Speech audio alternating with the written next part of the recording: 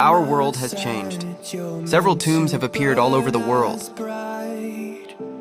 But there was a mystery in each of them. These tombs held powerful artifacts called relics. And they have the power to grant various abilities. Soon, all excavators and adventurers learned of the greatness hidden in these tombs and began dedicating their lives to seeking these artifacts. One day, while exploring one of these tombs, I finally found an ancient and mysterious artifact. It granted me great knowledge about the tombs and other relics. With this power, I could become the king of relics. However, I am not alone. Follow my story, subscribe to the channel, like, share, and join me in unraveling ancient secrets and facing supernatural challenges in the quest to become the true Tomb Raider. At 38, Joo-hyun finds himself in a desperate situation. He is inside a tomb, covered in blood, and surrounded by a variety of beasts ready to devour him. He can't help but think about how Ji-si put him in this situation, and that this is not how he should die. Even with a monstrous beast about to attack him, Joo-hyun is determined not to perish in such a ridiculous manner. Before we delve into Joo-hyun's current situation, let's go back 15 years to 2025, when tombs began appearing around the world, causing earthquakes wherever they emerged. Inside these tombs, relics were found, emanating an unbeatable power. These relics caused significant changes in the world, granting people abilities they had always thought impossible. Want to be a powerful fighter? There was a relic for that. Want to start a multi-level marketing scheme? There was a relic for that too. People dedicated their entire lives to obtaining these relics, and Joo-hyun was one of them. However, he started a bit later than most, but he persevered. In the end, he found the Arceus relic, an artifact that granted vast knowledge about the tombs and other valuable information about the relics. Joo-hyun believed he had hit the jackpot with this discovery. Convinced that he could finally put an end to his miserable life, he hoped to restart as a powerful relic user. Unfortunately, he started his journey too late. Those who had already accumulated relics began to monopolize them, uniting to create a new society with laws that limited the use of these artifacts. In the end, there was only one option left: to kiss the boots of those greedy people. Later, a corporation called TKBM recruited Joo-hyun to work for them after noticing his excavation skills. From the start, the company's CEO, Kwon Tae-jun, told the protagonist that his job would be challenging.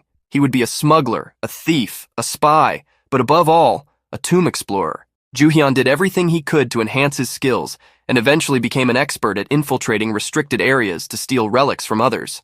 Thanks to Joo-hyun and his team of tomb explorers, the CEO became even richer, confiscating all the relics that Joo-hyun and his team had stolen, becoming the most powerful relic user in the world. Unfortunately, the CEO's rise in status led others to become suspicious of Joo-hyun, as he never stopped working for the despicable man. Despite the harsh words he heard, Joo-hyun chose to focus on his work, as being a tomb explorer was the only thing he could do to survive in a world transformed by relics. The CEO, feeling threatened by Joo-hyun's exceptional skills, assigned him a deadly mission with a trap. Trying to complete the task, Joo-hyun ended up wounded, with his entire team eliminated and his legs severed. Desperate, he grabbed a rock and threw it at the serpent, but it was useless. Joo-hyun began cursing the CEO, vowing to haunt him if he became a ghost. Suddenly, something intervened, preventing the serpent from devouring Joo-hyun. A raven appeared, offering him a new chance. The raven said, "Let's see if you can truly claim the throne of the king this time." Joo-hyun woke up sitting in a chair inside a police station. Shocked to find that his legs were back, he realized he was 15 years in the past and decided he would collect the relics before anyone else. With the help of his prior knowledge, he thought, "This is really getting interesting." However, his thoughts were interrupted by a confrontation with the mother of a high school student, who demanded money to resolve a fight in which Joo-hyun had barely been involved. He quickly realized he was out of money, without tools, and that the Arceus relic was not in his possession. With no means of earning money, the situation seemed complicated.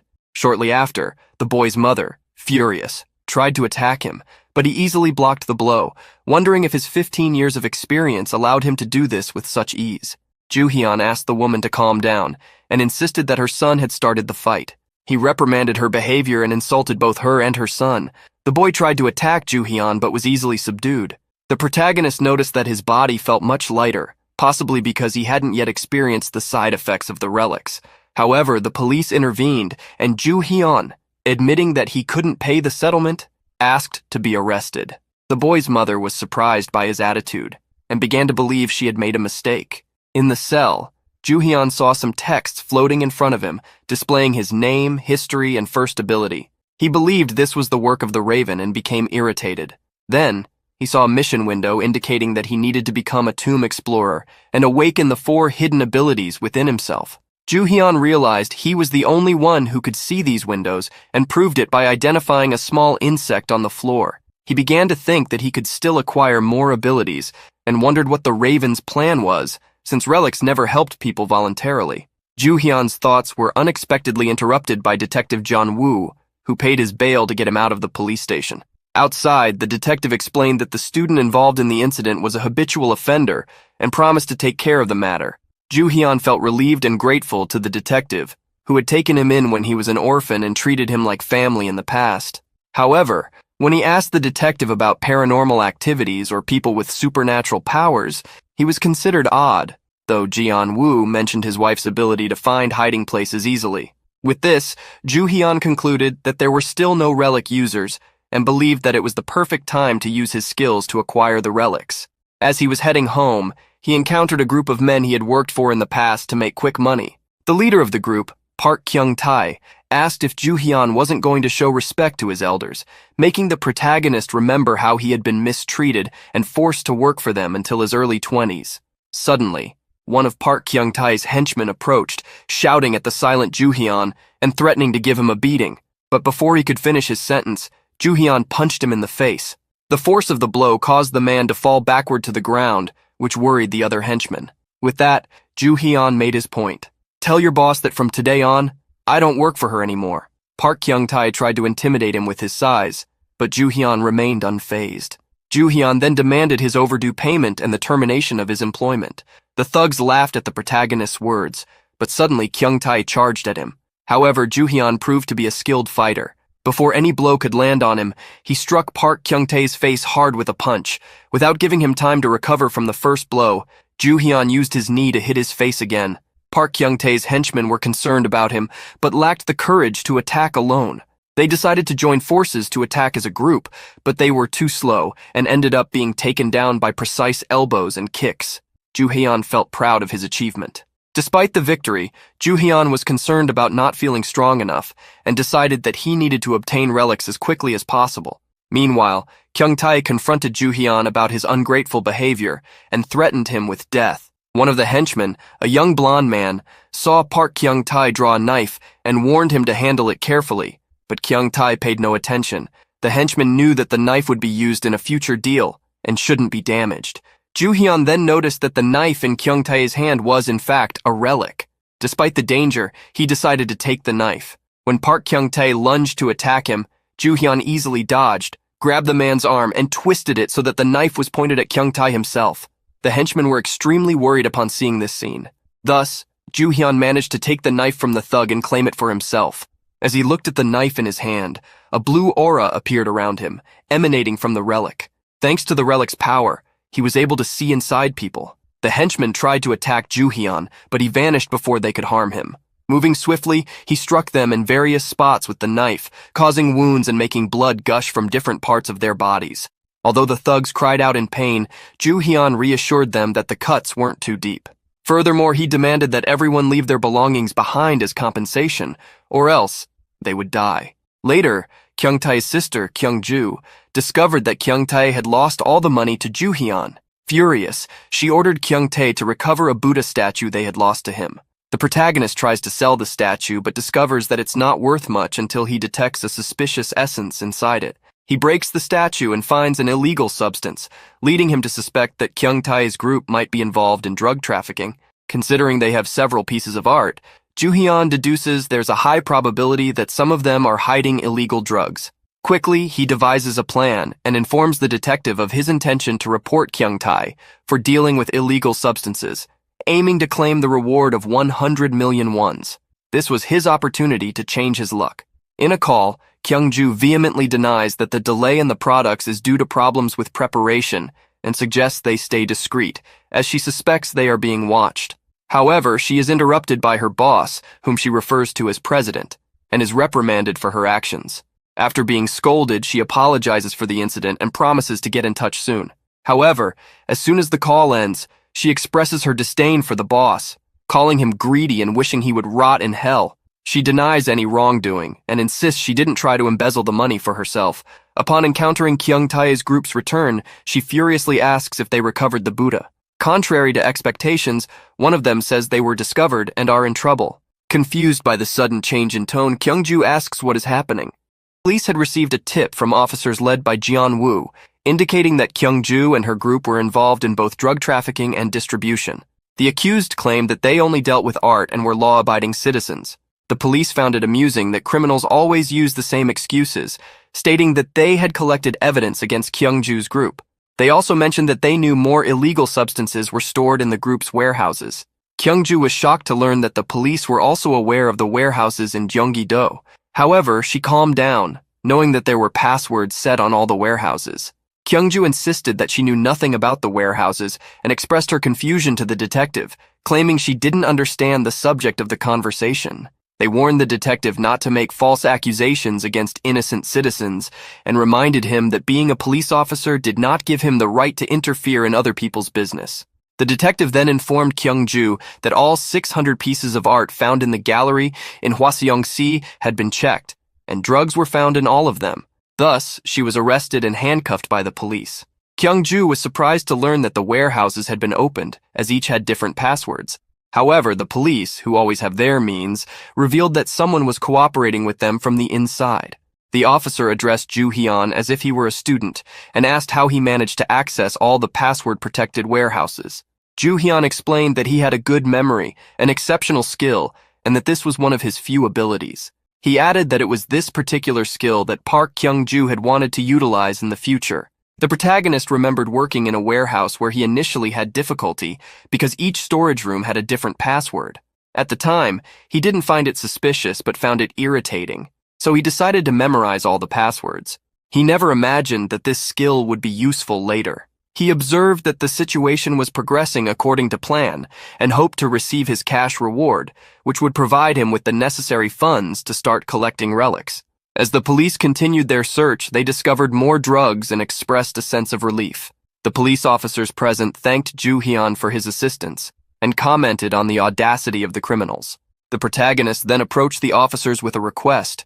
During the chaotic situation in which Kyungju was contained, the chief received a call informing him that the informant wanted to speak with him. Jian-woo was surprised to receive a call from Ju Haeon, whom he referred to as his little helper. Holding the phone close to Kyungju's ear, he made her listen to Ju Hyun's message, which said that she should have treated him better. He stated that he deserved full payment for the work he had done, and upon hearing his voice, Kyungju realized that Ju Hyun was the one who had reported her. He also advised her to change the passwords frequently to avoid similar problems in the future. Finally, the protagonist bid her farewell, wishing her a pleasant stay in prison. She became agitated by what she heard, threatening to harm him while incessantly cursing him, accusing him of repaying her kindness with betrayal, and calling him a bastard. Ju Hyun felt very pleased with what had happened as he walked through the streets at night, feeling refreshed.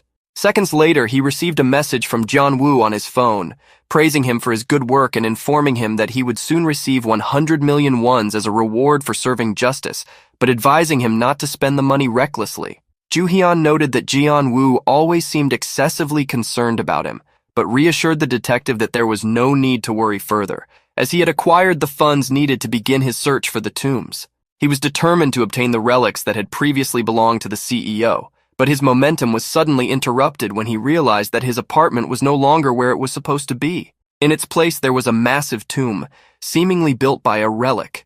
The entire neighborhood was in chaos, as all the houses had vanished.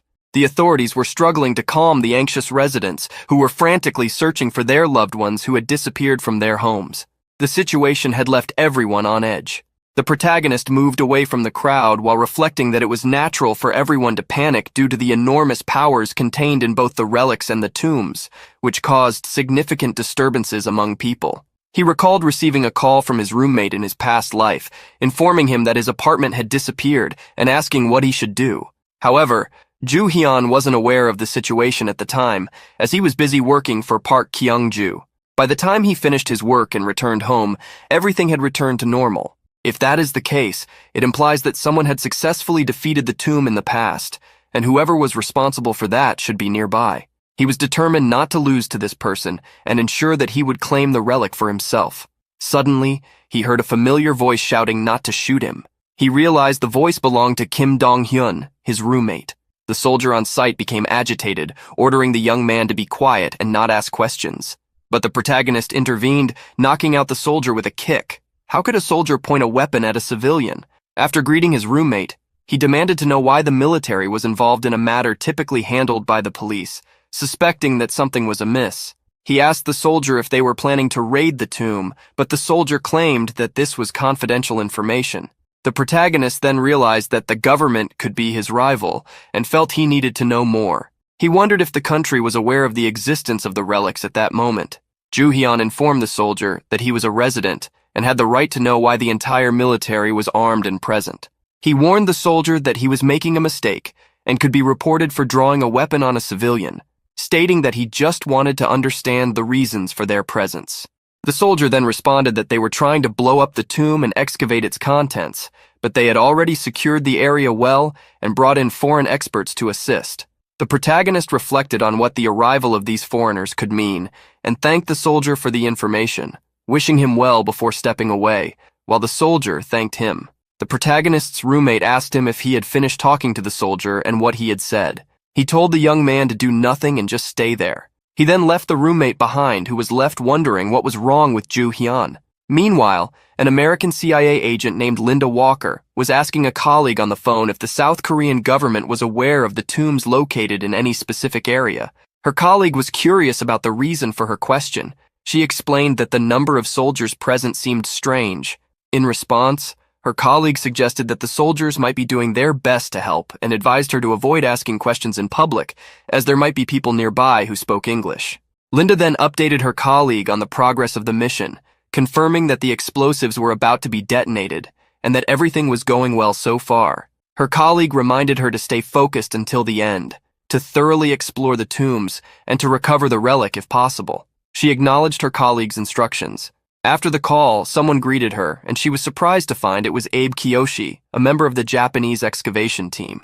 Abe remarked that it made more sense for him to be present than for her, given that he was from a neighboring country to Korea, while Linda came from a much more distant place. He added that her team seemed fully committed to their mission of theft. However, she stated that her primary objective was to recover the relics and turn them over to the International Police Association, as her mission was to preserve peace and conduct safe experiments with these items.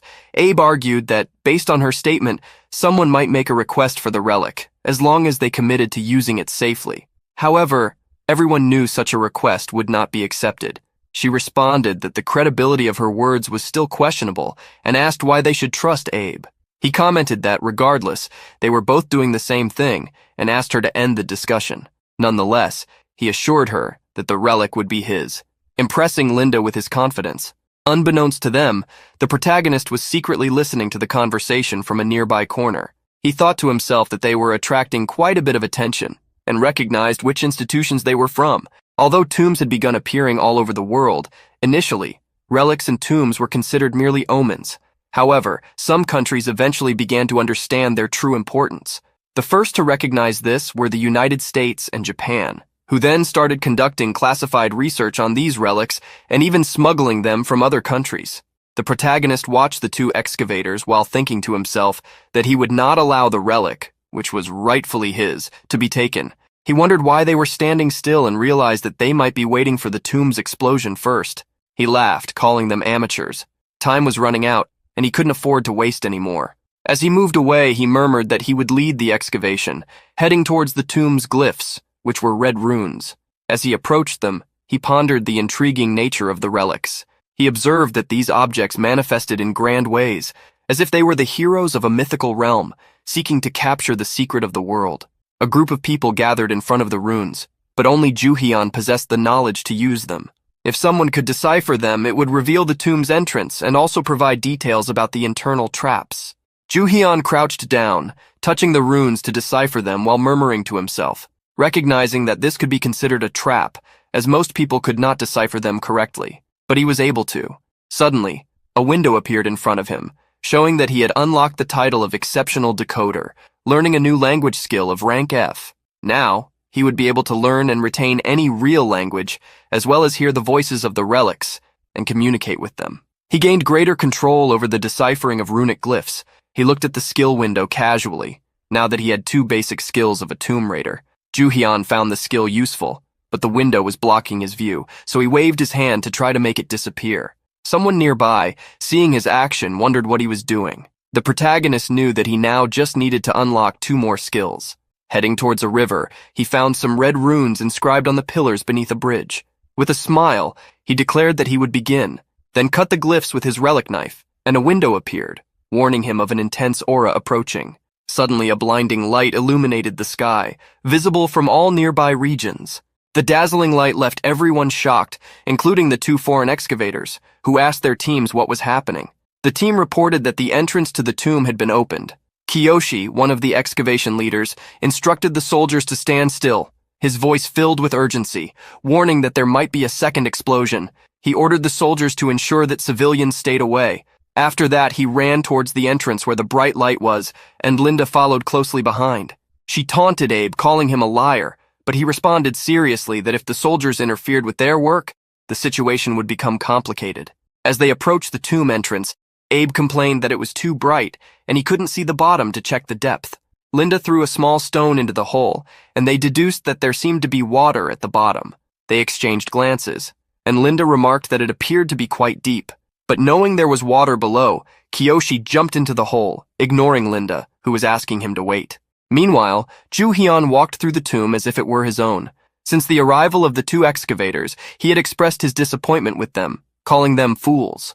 Upon discovering a rune trap, Ju-hyun smiled wickedly, devising a plan to use it against the 2 excavators and cause them trouble. When Abe finally arrived at the tomb, he realized he had fallen into dirty water, while Linda descended safely using a rope, blaming Abe for his recklessness. As they argued, they heard a strange sound rapidly approaching them. Within seconds, they were overwhelmed by a powerful current of water coming through the tunnel. Despite their attempts to escape, they were dragged by the current, coughing and almost drowning at times, not knowing what to do. Elsewhere, Ju-hyun explored the tomb and eventually discovered the location where the relic should be. However, he only saw a small lake in the cavern. He then threw his only relic into the water, and the surface of the lake reacted. A giant serpent emerged from the lake, questioning if someone had dropped its object. The serpent then presented a riddle to the protagonist, asking him to identify which of the 2 knives, the golden or the silver one, belonged to him. The protagonist was not shaken by the question, knowing that the relic he sought was called the golden and silver axes, based on the famous folktale of Mercury and the woodcutter. This story was also known in other countries, so foreigners could easily pass that test. But it was too late. The relic would be his. He confidently replied that neither knife belonged to him. The serpent was impressed, closing its mouth and storing the knives, only to open it again, revealing the knife he had thrown into the lake. He grabbed the knife and quickly sliced the serpent's mouth, making it scream in agony. Then he took a few steps back, as the serpent, surprised, asked what he was doing since it was about to complete its test. Ju-hyun smiled sarcastically, saying that he had never trusted relics. He added that even if he passed the test, there was no guarantee he would be rewarded with something ordinary. The protagonist asserted that relics are always treacherous, with no assurance that their rewards wouldn't turn him into a psychopathic killer. The serpent was baffled that a mere human knew of its intentions. The truth was that the original owner of the golden and silver axes eventually became a serial killer in the United States. The number of lives lost because of that relic was countless. He knew the serpent would give him a false, cursed relic, which was ironic since the test was about honesty. Ju-hyun then jumped onto the serpent's back and stabbed it, causing it to scream in agony. Irritated, he told the serpent to suffer for its actions. The serpent, which was the very relic of the tomb, threatened the protagonist, asking if he was really sure he could use it if he killed it. But he knew a few things about relics from his past life. A Tomb Raider should know that after successfully navigating a trap-laden tomb, completing the relic test, and overcoming adversity, the relic would reward the user, granting them various abilities. After that, the relic and the user would be bound in a mutual relationship, similar to what a human and a relic normally share. However, relics always harbor a deep hatred for humans, and their purpose is to bring suffering to them. After spending some time with relics, humans eventually suffer from a disease. Because of this, relic users with healing abilities have significant power and authority. This was another reason why Juhyun was exploited by the CEO in his previous life. Scholars classified talents into three main groups: sociability, mastery, and compatibility. Sociability refers to the ability to form healthy relationships with a relic. Mastery is the power to command obedience from a relic in a charismatic manner. Compatibility is the strength of the affinity between the user and the relic, as if they were a perfect pair. For example, a musician and an instrumental relic often have strong compatibility. Most people would focus on enhancing their sociability talent, as it is the easiest to use of the three and still provides all the benefits of relics. However, using sociability is cruel, because when relics become friends with their owners, they release poisonous auras that can make them ill. He would never use sociability with a relic in this life again. The protagonist decided that he would never form a mutual relationship with a relic, as he considered it something for the weak. Shoving the knife deeper into the serpent, he made it scream in pain, wondering how much longer it would endure. Asserting his mastery, he ensured that he could force it to submit. The serpent begged him to stop, but he did not relent, pushing the knife even deeper between its scales. When the serpent was about to be subdued, it emitted a bright golden light, transforming into a golden axe. Then, a notification appeared for the protagonist, informing him that he had unlocked another title, one who survived a tomb, as well as a new skill, Tomb Excavation, ranked F. He was pleased to have gained another skill and wondered what he would need to do to unlock the next one. Another notification appeared, informing him that he had unlocked yet another title, the Relic Abuser, and that his mastery talent had increased. He asked the Raven how that could be considered abusing a relic, but before he could receive an answer, another window unexpectedly appeared, showing the information about the knife he was using. At that moment, he heard a voice shouting, "I found the lake, just as the prophecy said." Excited, Kiyoshi and Linda entered the lake cavern, while the protagonist hid. He hadn't expected them to reach the lake so quickly. The Japanese excavator then took out an artifact, and Linda asked what he planned to do. Before her eyes, he threw the item into the lake. Behind the rock wall where he was hiding, the protagonist laughed at them while watching, wondering if these excavators would continue to interfere with his plans in the future. Holding his knife, he wondered if he should get rid of the two. At that moment, an information window appeared on his knife, showing that its durability was already halfway down. He wondered if this was the Raven's way of telling him to think wisely. Abe was confused by the fact that the item thrown into the lake had caused no reaction, as the prophecy clearly stated that dropping a relic into the lake would activate it. Hearing this, Linda deduced that there might already be people with relics in Japan. Abe, however, quickly changed the subject, suggesting that someone had already taken the relic from that tomb. He emphasized that this was a problem, because it meant that more people knew about relics. Linda agreed. Starting to investigate, she noticed footprints indicating that someone had been there before them. Suddenly, Abe heard a sound and pointed in a direction. On the other side, the protagonist, holding a stone, smiled, thinking to himself that the duo was easy to deal with. Looking at his golden axe, he wondered if they would be able to escape from a collapsing tomb. He then asked the axe to seal the tomb. The axe glowed golden, causing the tomb to tremble, leaving the two excavators frightened. Taking advantage of their fear, the protagonist calmly left the tomb, leaving them in a panic. By pushing up the cover of a manhole, the protagonist finally emerged from the tomb, which was connected to the sewers, making him quickly want to clean his clothes. When the protagonist returned to his apartment, he noticed that the tomb had vanished. The people who had been scared before slowly began to return to their homes. Among those still outside, the protagonist noticed that his friend was one of them. Approaching him, his friend mentioned that the small mountain that had covered the apartment had suddenly disappeared. However, the protagonist didn't seem concerned and invited him inside, saying he was hungry. His friend, worried, asked if everything was okay and if there was no risk of being buried, but Juhyun reassured him. Elsewhere, Kiyoshi was sitting on a bench with two close associates. On the phone, he was completely furious. He complained about being notified late about a new prophecy, which stated that someone from Korea would obtain the relic before him. He was angry because he hadn't been informed sooner, as the information was crucial. The person on the other end of the line said they had only received the news at that moment, reminding him of how the user of the future guide relic was.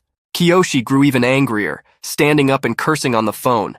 As there should have been scholars assisting the relic user to fulfill the prophecies, the person reassured him, stating that this incident would not happen again, and took the opportunity to inform him that the person who had taken the relic they desired was not ordinary. As the prophecy about him was disturbing, The prophecy said that this person would devour the world.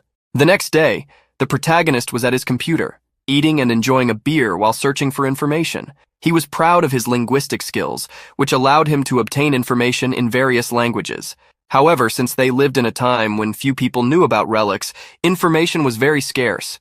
He wanted to find out what a specific person, CEO Kwon, was doing but found nothing significant. Suddenly, his roommate appeared and asked if the protagonist really understood everything on the computer. Calmly, Joo-hyun affirmed that he did and offered to translate and read anything his roommate needed. However, his friend declined the offer. Taking advantage of having someone to talk to, the protagonist asked his roommate if he knew anything about the TKBM company, but Dong-hyun didn't know anything and was curious about the reason for the question. The protagonist said he just wanted to know about the CEO of that company. Dong-hyun scratched his head while answering that he didn't know anything, as it was uncommon for the president of a large company to interact with low-level employees. Then, the protagonist turned and informed his colleague that he had resigned, which left him quite surprised. While Dong-hyun tried to ask the protagonist about the reason for his resignation, Joo-hyun remembered Park Kyung-ju's group, which had an art gallery, and planned to use that to obtain information about CEO Kwon. The three individuals who had lost their jobs returned to the office and discovered that everything had been removed following the arrest of the gallery's owner brothers. Now, they were practically unemployed. One of the three, lighting a cigarette, blamed Joo-hyun for their situation, vowing revenge. The other two supported him, leaving him feeling uncomfortable. A minute later, he received a call, and upon seeing who was calling, he became furious. It was precisely the person he had been cursing moments before. Initially, he hesitated to answer, making everyone nervous, but eventually decided to pick up. On the other end of the line, the protagonist asked why he had taken so long to answer, which only made the blonde even angrier. He began to curse Joo-hyun and blame him for their predicament. Joo-hyun then interrupted the curses, stating that he knew they were still doing the same type of work. The blonde continued to blame him for the arrest of the former gallery owners and finally asked the reason for the call. With a smile on his face, the protagonist revealed his plans. "If you're still active, that's perfect. I want you to participate in Midas." Residing in Las Vegas, Midas is the largest secret auction house in the world, known for housing the greatest treasures. Joo-hyun knew that CEO Kwon had participated in one of these auctions, acquiring several powerful relics. He was sure that if he could infiltrate some people into the auction, he would obtain valuable information about the CEO. The protagonist instructed the group to acquire some specific items and find a person named Jack Kamen, a pseudonym used by Kwon Tae-jan. At the end of the call, Joo-hyun told them to inform him as soon as they found this person and warned that incorrect information would result in each of their deaths. However, the group leader disagreed with the plan, stating that the job only worked because the former boss had connections and skills, while they didn't even know where to start. Joo-hyun didn't care, telling them to figure it out. And since what he was asking was a job, he would pay them depending on the quality of the information obtained. The blonde, still furious, shouted that no matter the amount, they wouldn't do what he was asking. Contrary to the group's expectations, Joo-hyun agreed, saying it would result in lower costs for him. However, he stated that regardless, the three of them would go to Midas. Joo-hyun's next words terrified the group. "It seems I didn't make it clear during the last beating I gave you. If that's the case, I'll have to beat you again until you agree to go." Faced with this threat, the blonde quickly changed his mind. Seeing that his persuasion had worked, the protagonist said he would provide more details in a future call, and then hung up. With the matters regarding the CEO settled, he slung a backpack over his shoulder and set out to hunt for more relics that night. That evening, while entering a convenience store, the protagonist saw news of a woman in her 40s who had committed suicide by setting herself on fire. He wondered if this was a sign of an upcoming tomb appearing or just a coincidence. Lost in thought, he was in a narrow aisle of the store when someone drew his attention by blocking the way. It was Kiyoshi, the explorer he had encountered in the tomb where he obtained his relic, the golden axe. At that moment, the protagonist realized that Kiyoshi's presence indicated that a tomb was about to appear nearby, as the Japanese possessed a prophetic relic that gave them advance information. With Kiyoshi making so much noise, the protagonist spoke in Japanese, asking him to be quiet, which surprised him. Kiyoshi apologized for his rudeness, saying he had had a rough day. Joo-hyun, recognizing the usefulness of his linguistic skills, joked that he only knew Korean and asked what he had said. Kiyoshi was confused and irritated to realize that the protagonist was indeed Korean, even though he spoke Japanese fluently. Joo-hyun simply walked out with a can in his hand, mocking Kiyoshi, who complained, "Hey, are you messing with me? Do you know who I am?" The protagonist didn't care and went to the cashier to pay for what he had taken. At that moment, he noticed the aura of a relic in Kiyoshi's bag. Being an amateur, Kiyoshi couldn't hide the relic's aura, but Juhyun couldn't identify what kind of relic it was. As he left the store, Juhyun realized that Kiyoshi was following him and started shaking the can. Kiyoshi then grabbed his shoulder and pulled him. When Juhyun turned around, he opened the can, causing the beer to splash and drench Kiyoshi's face. With his face wet, Kiyoshi swore, while Juhyun laughed and apologized, pretending to care and patting Kiyoshi's clothes to clean them. At that moment, Juhyun took the opportunity to reach into Kiyoshi's pocket, noticing that he carried a bracelet and a small box, but decided not to steal them then, as it would be too obvious. The protagonist joked that Kiyoshi shouldn't worry since he didn't have money to pay for laundry, and Kiyoshi's clothes didn't look expensive. He then bent down and quickly picked up an ID card, telling Kiyoshi to take better care of his belongings. Kiyoshi quickly grabbed the card, wondering if Juhyun had seen any confidential information, as discovering that the Japanese excavation team was in Korea could complicate things. However, he reassured himself, thinking that Juhyun was just a civilian. At that moment, the ground began to shake, as if an earthquake were occurring. The tremor confirmed to Juhyun that Kiyoshi was there waiting for the appearance of a tomb. Taking advantage of the confusion, the protagonist ran off, while the Japanese excavator was pleased because everything seemed to be going according to the prophecy. At that instant, Kiyoshi's phone rang. He quickly confirmed to his team that the tomb had appeared, but the person on the other end informed him that another prophecy had been received, that the person who had taken the golden axe relic was nearby, and that Kiyoshi should stay alert. Remembering what had happened earlier, Kiyoshi realized that Juhyun was the person mentioned in the prophecy, but when he looked around, Juhyun had already disappeared. Kiyoshi decided to search for Juhyun first, while asking his companion on the phone for more information. The protagonist was already elsewhere, looking for the entrance to the tomb, when he sensed a strong, bloodthirsty aura, completely different from the previous tomb. He concluded that it must be a very malevolent relic this time. Suddenly, Kiyoshi found Juhyun, drew a weapon, and ordered him to stop and open his backpack. He was shouting, demanding that the protagonist comply. At that moment, a loud noise echoed throughout the area, and a notification window appeared for the protagonist, alerting him to an intense aura approaching. At that instant, the ground began to crack rapidly, and a light emerged from below, enveloping the people around. The light was so intense that it reached the skies. A minute later, Juhyun and the others found themselves inside the tomb. The protagonist was angry to see that many civilians had been dragged into the tomb, concluding that this was the work of the relic, aiming to harm as many people as possible. Observing the tomb, he noticed numerous swords scattered everywhere, and recognized that he had been there before in his previous life. This was the tomb of the Japanese katana relic Muramasa. Muramasa, a famous blacksmith in Japanese history, founded the school that bears his name. The katanas made by the Muramasa school were extremely famous and considered masterpieces. However, the school had a troubled relationship with Shogun Tokugawa Ieyasu, whose grandfather, father, and brother were killed by katanas forged by Muramasa. At the time, the shogun ordered the destruction of all Muramasa katanas, leading many to believe that these katanas were cursed. This was the type of relic he would face, a relic with immense hatred towards humans. Suddenly, Juhyun received a warning that a bloodthirsty aura was affecting his body and that his skin was damaged, indicating that he needed protection. Looking at his arms, he saw wounds on his skin and knew he needed to seal the tomb as quickly as possible. Kiyoshi appeared again, pointing a gun at the back of the protagonist and ordering him to stay still, open his backpack, and empty his pockets. The protagonist raised his arms and asked why he should comply, implying that this was essentially a robbery. Kiyoshi laughed and asked if he wanted to die, asserting that he would shoot if Juhyun continued to mess around. The protagonist taunted him, telling him to shoot but warning that it wouldn't work. Kiyoshi was initially confused but soon became extremely angry. He pointed the gun at Juhyun's leg and declared that he wasn't joking, firing to prove it. The moment he pulled the trigger, the gun exploded, and Juhyun began to laugh as Kiyoshi screamed in pain. The protagonist explained that modern weapons didn't work inside tombs because relics didn't make it easy for humans to conquer them. Seeing that Juhyun was well informed, Kiyoshi asked if he was the one who had taken the golden axe relic. The protagonist grabbed Kiyoshi by the shirt, saying that relic was now his and that the man shouldn't be whining. He then dragged Kiyoshi, who asked where he was being taken. At that moment, the protagonist threw him into a trap, leaving him behind. The trap resembled quicksand of souls, which pulled Kiyoshi in and prevented him from leaving.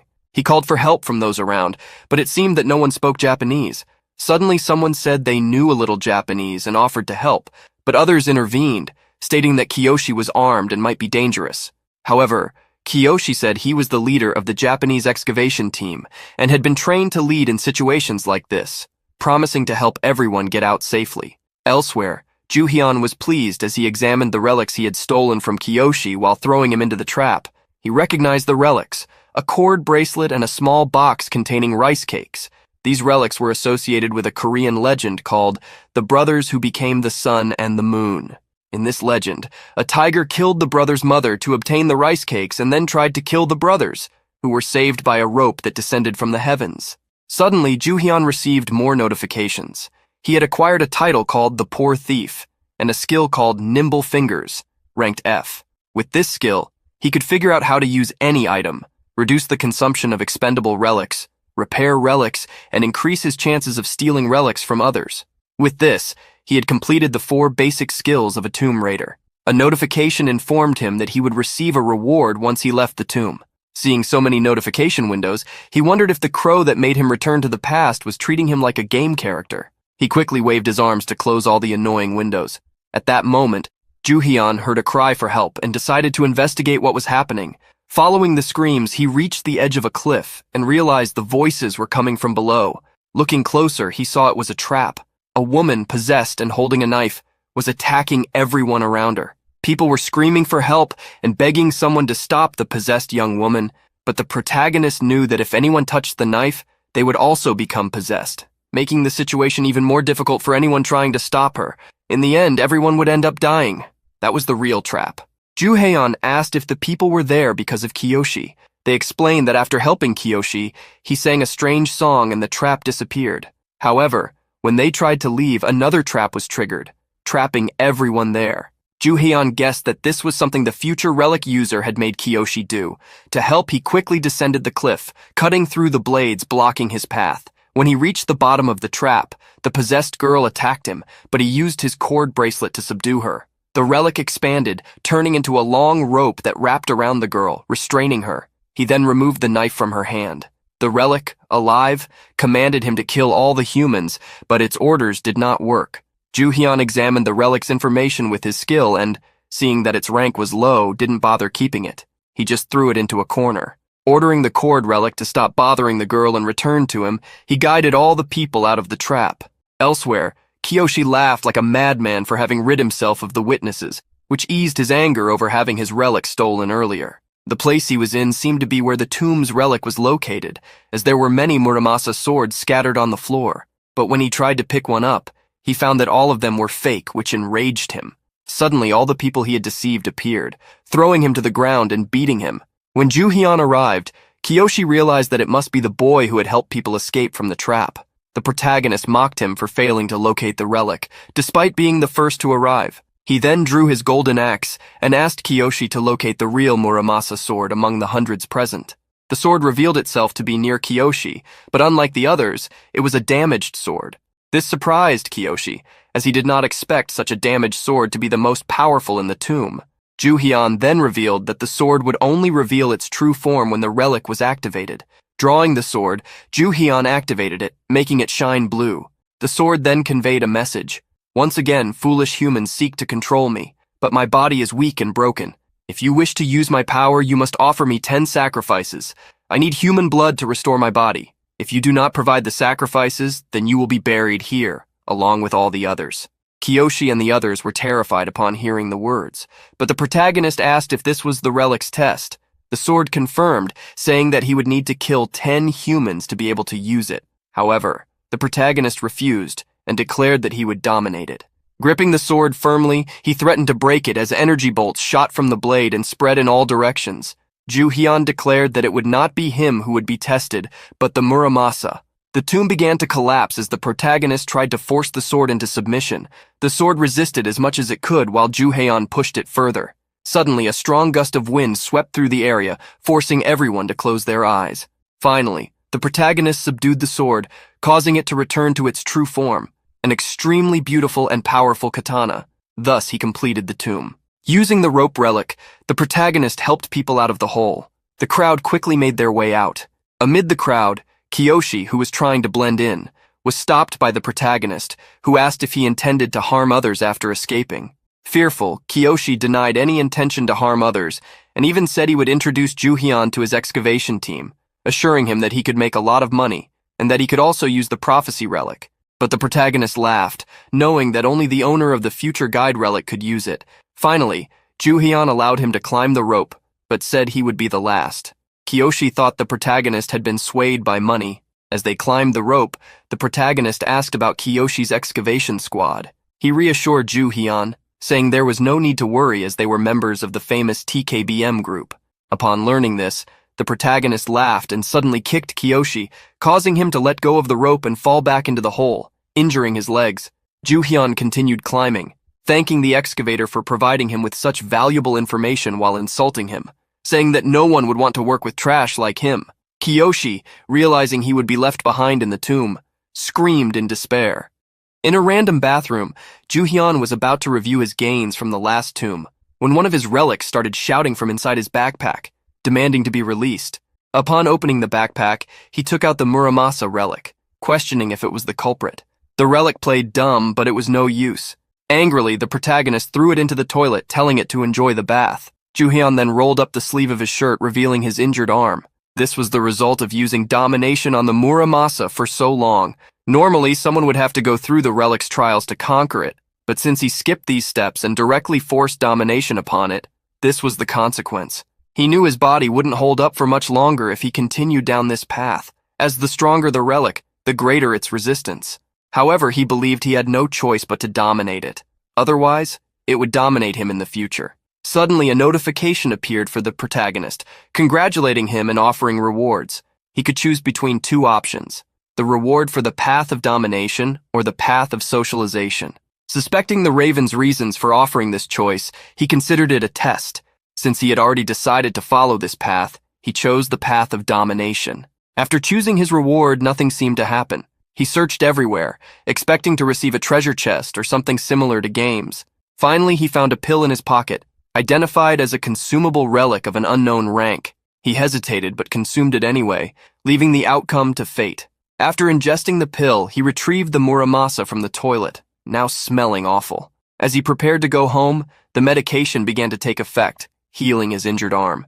Seeing the result of the pill, he realized it was a healing relic, something very valuable due to its rarity. After being healed, he received a notification stating that he had acquired the skill, Tolerance, Immunity. He had never seen a skill like this before, and wondered if it had been created specifically for him. After the incident in the tomb, news of a mysterious structure in Seoul had spread. Today, in the Yeongdong-po district, a major earthquake revealed an unidentified structure. Inside, around 50 people were trapped, facing various dangerous traps, including a wall full of swords. Witnesses mentioned the presence of someone trying to harm them, identified as Kiyoshi from the Japanese excavation team. The news was broadcast on all televisions, and a meeting took place with the Japanese excavation team, where high-ranking officials reprimanded their subordinates for the chaos caused. Mori Hiroyuki apologized for the incident, mentioning the Korean from the prophecy. Despite the complaints, he managed to persuade his superiors to give him another chance, promising to use the future guide relic to locate the culprit. Lying in bed, Ju-hyun reflected on his new skill, Tolerance, and how it might ease his life when dealing with poisonous relics. He wondered if this skill was unique to him, given by the Raven who sent him back in time. He questioned the heir about the Raven's plans but received no answer. Suddenly his phone rang. His henchman, Seung-woo, was calling to inform him that the group had already arrived in Las Vegas. They had identified 3 people with the initials JK at the event, and Ju-hyun decided to check it out personally. Before he could decide, a notification appeared, marking him for a future reading by the future guide. His henchman asked if he was going to Las Vegas, and he replied that he would make a stop first. Speaking of the future guide relic, it was a prophetic sutra written by Prince Shotoku from the Asuka period in Japan. Although there was no evidence that this object truly existed, several ancient books mention this legendary item. Apparently, this relic was one of the first to enter human society. Instead of creating a tomb, it chose its owner on its own. Japanese woman Sasaki Yuka frequently encountered it on the street, even after trying to abandon it several times. But no matter where she went, the future guide always reappeared. Even after crushing it, burning it, and discarding it, it always came back to her. However, the Japanese government discovered that the guide was in Sasaki's possession and requested her assistance with the Japanese excavation team. Thanks to this, the girl's family no longer faced financial problems, receiving many benefits. With the guide's help, the excavation team was able to collect even more relics, but not everything went smoothly. Sasaki dropped out of school to focus on studying the future guide, but as a result, she could not fully understand the meanings of the various kanji. Since she was the only one able to read the guide, this became a significant issue. In her past timeline, another user of a prophetic relic appeared, quickly surpassing her and eventually causing her death. The protagonist, who remembered all this information, originally planned to leave her alone and let her die as before. However, since they were now pursuing him, he decided to disrupt their plans and travel directly to find her. Sasaki was happily at home watching television when one of her associates called her, saying it was time to read the future guide. She pouted in displeasure but proceeded with her task. As she sat down to read, she complained about the complicated messages that always appeared, but this time the message frightened her even more. The future guide said that she would die soon. She speculated that this could be due to the Korean who caused Kiyoshi's death. Her team reassured her, saying that if she could read more about the future, she could better prepare for it. Determined to confront the enemy, she declared that she would not lose to him. Meanwhile, Juhyun arrived at Haneda Airport, unaware that he was being monitored by the Japanese excavation team. The team discussed Juhyun, meticulously reporting every move he made. At a random restaurant, the protagonist enjoyed authentic sushi while anticipating an attack from the excavation team. He constantly wrote threats against Sasaki, hoping the future guide would alert her. Deliberately exposing his movements, he genuinely hoped the excavation team would follow him. Exactly as he wanted, Juhyun was already surrounded by Japanese police officers. They asked Sasaki to dress as a waitress and serve Juhyun. Although she hesitated, this was the only thing missing to complete the setup. The soldiers assured her that they would support her and that everything would be fine since the Korean didn't know her. Juhyun smiled when she entered the room, charming her with his smile. She thought it would be a waste to kill someone so handsome. Juhyun was impressed that the future guide user was coming to see him in person. As he retrieved his hidden sword, he was being watched by the Japanese team, who feared for Sasaki's safety and called in reinforcements. Heading towards the exit, Sasaki suddenly closed the door and stayed inside. Turning to the protagonist, she asked if she could be his fan. Juhyun didn't understand the meaning of the question, while Sasaki felt embarrassed, realizing that he wasn't a celebrity. Meanwhile, the security team grew anxious as they saw her close the door. In the surveillance room, they watched Sasaki approach the protagonist and wondered if she was trying to gather more information. Seeing that Juhyun was intrigued, Sasaki thought it was due to a language barrier. She used her phone to translate the message and showed it to Juhyun, who was even more intrigued by what she had written, that she had fallen in love, could see the future, and wanted to know if he had a girlfriend. The translation wasn't perfect, but he understood what she meant and took her phone to type a response. Showing the phone to the girl, she was pleased with what she saw. The soldiers behind the door wondered why the room was so quiet until suddenly a table was thrown, knocking down the door. A rope fell over the soldiers, quickly binding them. Juhyun was very satisfied. Leaving the room, he said he had already anticipated the excavation team's moves and prepared accordingly. He reassured the girl, saying he hadn't tightened the ropes too much, and then invited her to leave with him. Anyway, shall we go on our date? Earlier, while they were in the room, the protagonist had responded on her phone with an invitation for a date. She laughed upon discovering that he could speak Japanese. He also mentioned that he knew she had come with the army and persuaded her by saying that they didn't like him, which could spoil their date. He then invited her to run away with him. Sasaki blushed, thinking that he wasn't so intimidating after all. Leaving the room together, they arrived at a more secluded spot. She knew that making eye contact would give her an advantage in reading his future properly, but she had left the future guide at home. The protagonist, seeing that they were far enough, approached her, placing his sword close to her throat and demanding that she hand over her phone. Taking her phone, he quickly smashed it. She was scared and asked what he was doing, to which he told her to stay quiet, explaining that he was getting rid of something that could be used to track them. He then revealed that he knew she was the future guide user. Sasaki was on the verge of tears as she realized that he was even more frightening than she had thought. Sometime later, they were at another restaurant. When the waiter closed the door, the protagonist used the rope relic to bind Sasaki's wrists, who called him a liar, unable to believe he had deceived her with a date as an excuse. The protagonist laughed at her, saying they were indeed spending time together, just like couples going on dates at coffee shops. She feared he might kill her as she had read in the prophecy. Ju-hyun admitted he had considered it, but revealed that he thought she was too foolish to be a real threat. He ordered her to take out the future guide and write down everything she saw in a notebook, but she revealed that she didn't have the guide with her. He then showed her the tattoo on her arm and explained that the tattoo could summon the relic. Although she had had the tattoo for a long time, she didn't know it could do this, but it happened exactly as he said. She then began writing under Ju-hyun's threats. After some time of writing, Sasaki was exhausted and asked how much more he needed, offering to give him the future guide, but he refused. He knew the future guide was a rank S relic, and that attempting to dominate it would carry a very high penalty due to its high level. He compared it to the Muramasa, which being one rank lower, had caused significant damage to his arm, and he noted that attempting the same with the future guide would result in even worse consequences.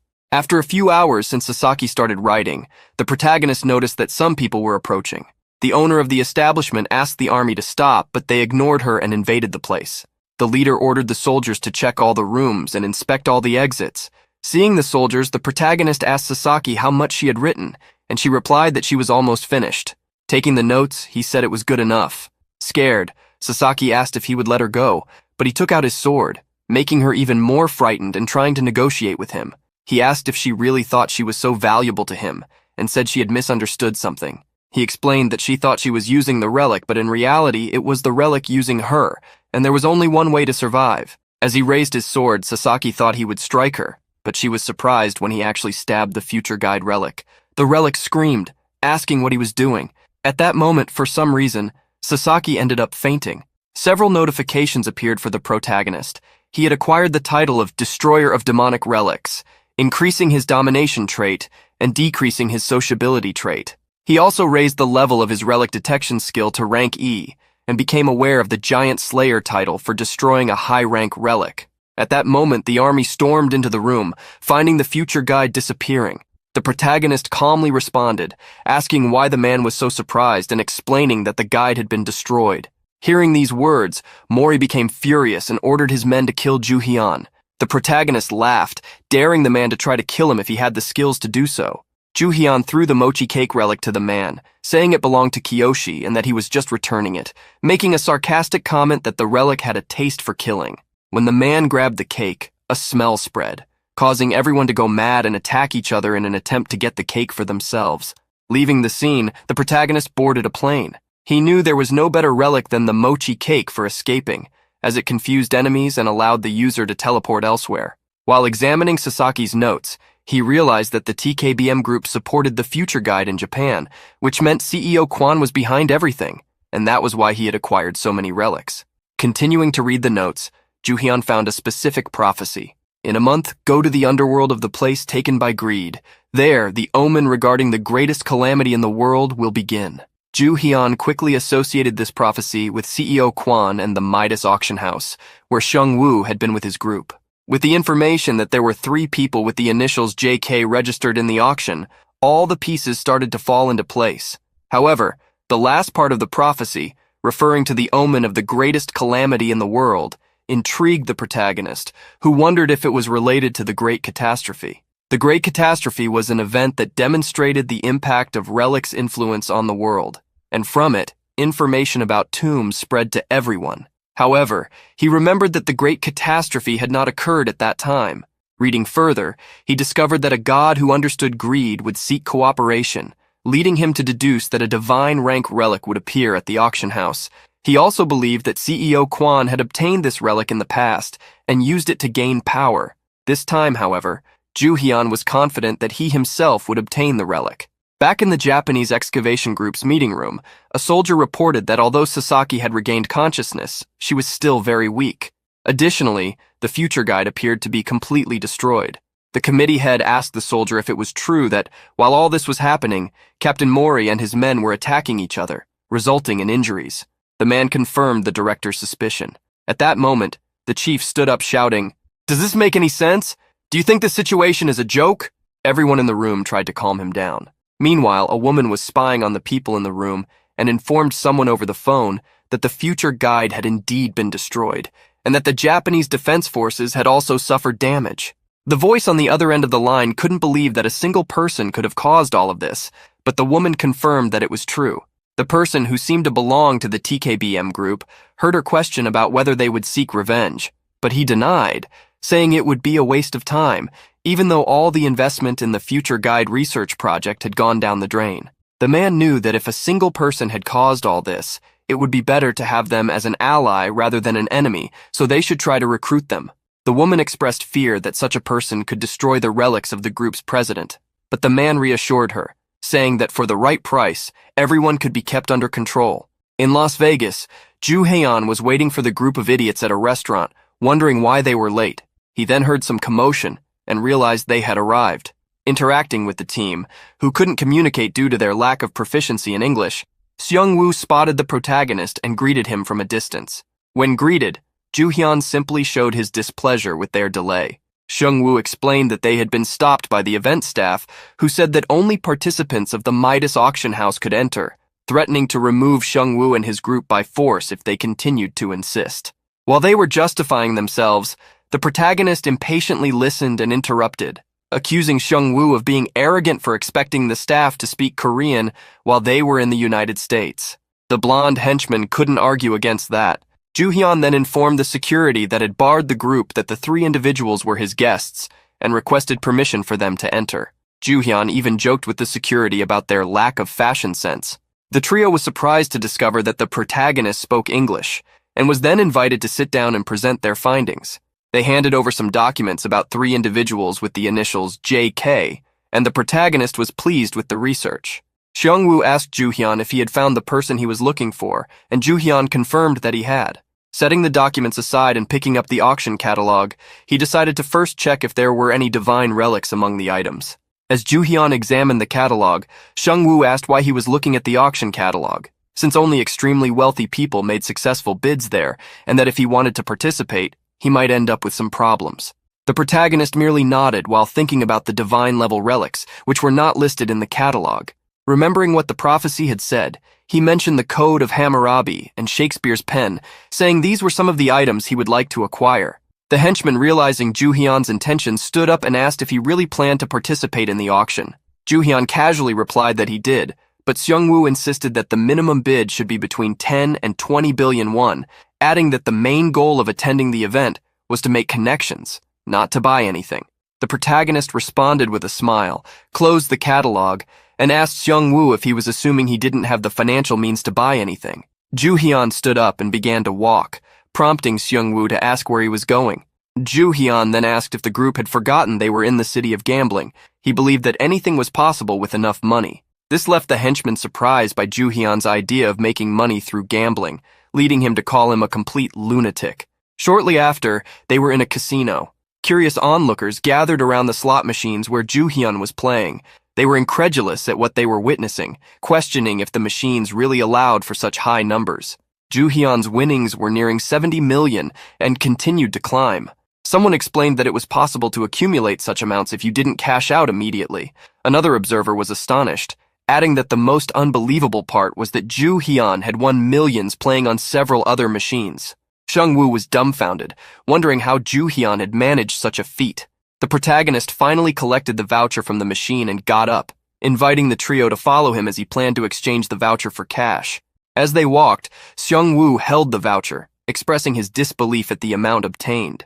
He also mentioned that Ju Hyun might have drawn too much attention to the group, worrying about the possibility of encountering dangerous individuals. At that moment, a casino staff member stopped Ju Hyun and his group, asking for permission to search them. The staff member explained that they had never had so many consecutive jackpots before. Ju Hyun, calm, agreed to the search, raising his arms to allow it, confidently stating that they wouldn't find anything. As he had predicted, the search yielded no results. But the staff member questioned a golden object in Ju Hyun's right hand, which appeared to be a golden brooch. Ju Hyun simply explained that it was a souvenir he had bought and admired its golden color. He handed the object for inspection, and after checking, the staff member confirmed it was just a common item. However, the protagonist smiled, knowing that the object was actually the Golden Axe relic in disguise. The Golden Axe relic felt embarrassed about its current form, which resembled a pocket knife, and asked Ju Hyun how long it would have to stay like that. One crucial skill that a relic user must possess is the ability to change the form of their relics. The golden axe is an artifact with the unique ability to identify wealth and valuable items. As a result, Yoo-hyun could anticipate which machines would offer the highest jackpots and which casino would have the best return rates. This was truly a valuable artifact. The Midas team apologized, attributing Joo-hyun's success to sheer luck. Seung-woo praised the protagonist for avoiding getting caught cheating and asked what the secret to his success was, as he hadn't seen Joo-hyun do anything unusual while the staff inspected the machines for fairness. Ignoring the question, Joo-hyun approached the counter and placed the voucher on it. The cashier asked how she could assist him, and the protagonist requested to exchange the voucher for cash.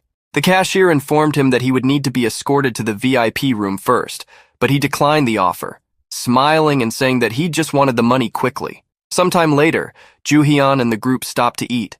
They were amazed at the amount of money Joo-hyun had won. They had never seen so much money in their lives. They asked the protagonist if it wouldn't be better to take the money and go home instead of attending the auction, but Joo-hyun had much bigger plans than just making money. His goal was to acquire the relics that once belonged to CEO Kwon. He then instructed them to eat quickly so they could head to the next casino, where he planned to win even more money to participate in the Midas auction. The Golden Axe relic was enjoying its time in a place full of fortune. Preparing to go to the next casino, Joo-hyun instructed the axe, now disguised as a golden pocket knife, to look for the next machines that would offer jackpots. However, suddenly the silver axe relic alerted him to an imminent danger. Unlike the golden axe, which could detect wealth, the silver axe could sense enemies and mark them as a threat to its owner. Joo-hyun was intrigued by why the axe was reacting this way at that moment, considering they were already inside the casino. Suddenly, chaos erupted and a fight began. One of the assailants tried to attack Joo-hyun from behind, but he quickly subdued the attacker. Joo-hyun was confused to see a casino employee attempting to attack him, but something caught his attention. A blonde woman walked by, and everyone around her was enchanted. The trio stared at the woman's beauty, but Joo-hyun recognized her immediately. He told the trio to gather their belongings and leave the casino immediately. But why did they need to avoid that woman? She was Irina Hilton, the youngest daughter of the wealthy Hilton family. But that wasn't all there was to her. Divine-level relics were different from other relics. Those who possessed relics of this level were considered the most powerful among all relic users. Because of this, they were given titles such as God of Fate, God of Conquest, God of Wealth, among others. Irina Hilton was known for possessing a fearsome relic that earned her the title of Goddess of Failure. Anyone who approached her would experience extreme bad luck. Her reputation was well-founded, as those who came into contact with her faced overwhelming misfortune. These people often suffered devastating losses, losing their fortunes. Businesses went bankrupt, and even global financial crises were attributed to her presence. Because of this, it was widely advised to avoid her at all costs. Irina spotted Joo-hyun and tried to stop him. He panicked, trying to escape, but when he attempted to open a door, he found it locked. A notification appeared, warning that a sinister aura had been detected at the door and that his relics would suffer significant damage. Irina then caught up with Joo-hyun, grabbed his arm and asked him to listen to her. A series of status windows appeared, indicating that Joo-hyun was being affected by a threatening aura that was deteriorating his relics and reducing their usage limit. The aura was also casting a shadow over his luck, resulting in a decline in his performance. Joo-hyun quickly pulled his arm away from her grasp, which made her promptly apologize for her actions, but she asked if he was the person who had won several jackpots at the casinos, wanting to know how he had achieved such a feat. The protagonist found it strange that one of the richest people in the world was interested in learning how to win jackpots. Confused, he claimed that Irina had mistaken him for someone else. Before leaving, the trio tried to persuade him otherwise, but their efforts were in vain and only irritated Joo-hyun. Suddenly, as he turned around, he saw the trio writhing on the ground with stomach pains. He immediately moved them away from Irina, and leaving the three outside, headed for the auction event, frustrated that he could no longer win money since Irina was looking for him. Upon arriving at the auction entrance, someone shouted from behind Joo-hyun, asking him to move aside and stop obstructing the VIP entrance. The protagonist recognized the shouting man as Yoon Si-woo, the right-hand man of CEO Kwon. Knowing that the presence of this lackey indicated that the CEO himself was nearby, Joo-hyun stared at him before letting them pass. He remembered the vengeance he had sworn to exact in the final moments of his last life. Seeing that CEO Kwon did not react to him, the protagonist concluded that they still had no idea who he was. He intended to acquire all the relics that the CEO was competing for at the auction, and was confident that he would emerge victorious this time. Suddenly, he noticed that some people around him started experiencing sudden bad luck, such as phones running out of battery or losing signal. This made him realize that Irina must be nearby. He looked around to find her, and upon spotting her, quickly moved in the opposite direction. However, Irina soon spotted him and called out to him. Ju-hyun was intrigued by how Irina managed to find him in the crowd, but she desperately sought his attention, begging for his help. Trying to distance himself and ignore her, Ju-hyun accidentally bumped into a door. Irina, noticing the mishap, asked if he was okay, but the protagonist retorted, asking if he looked okay. Taking the opportunity, he asked her to stop following him, as all the misfortunes happening were because of her. However, Irina agreed with him, cheerfully admitting that this was indeed her problem.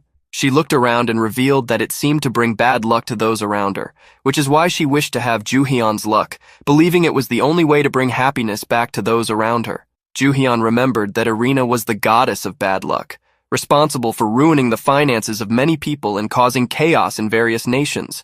He couldn't understand why she was acting as if she were innocent. While he was pondering this, Irina reached out and took his hand, pleading for him to tell her what she could do to improve her luck and make it as good as his. She assured him that she was willing to do anything to achieve this. At that moment, a window suddenly appeared, indicating that Ju-hyun's tolerance had been triggered once again due to his exposure to the sinister presence of a divine-level relic. While under attack by the relic of misfortune, Ju-hyun's tolerance began to increase, allowing him to develop immunity to the relic. Ju-hyun realized that he no longer needed to distance himself from Irina, and that being close to her would only increase his tolerance. At that moment, he noticed that even CEO Kwon was being affected by the bad luck, which gave him an idea. He decided to take advantage of the situation and use Irina as an ally, applying the strategy that the enemy of my enemy is my friend. He then agreed to Irina's proposal but reminded her that gaining luck was not an easy task. Irina nodded, understanding the meaning of his words. Ju-hyun informed her that he was heading to the auction and invited her to accompany him if she wished. Irina accepted the invitation and rushed to buy a ticket for the event.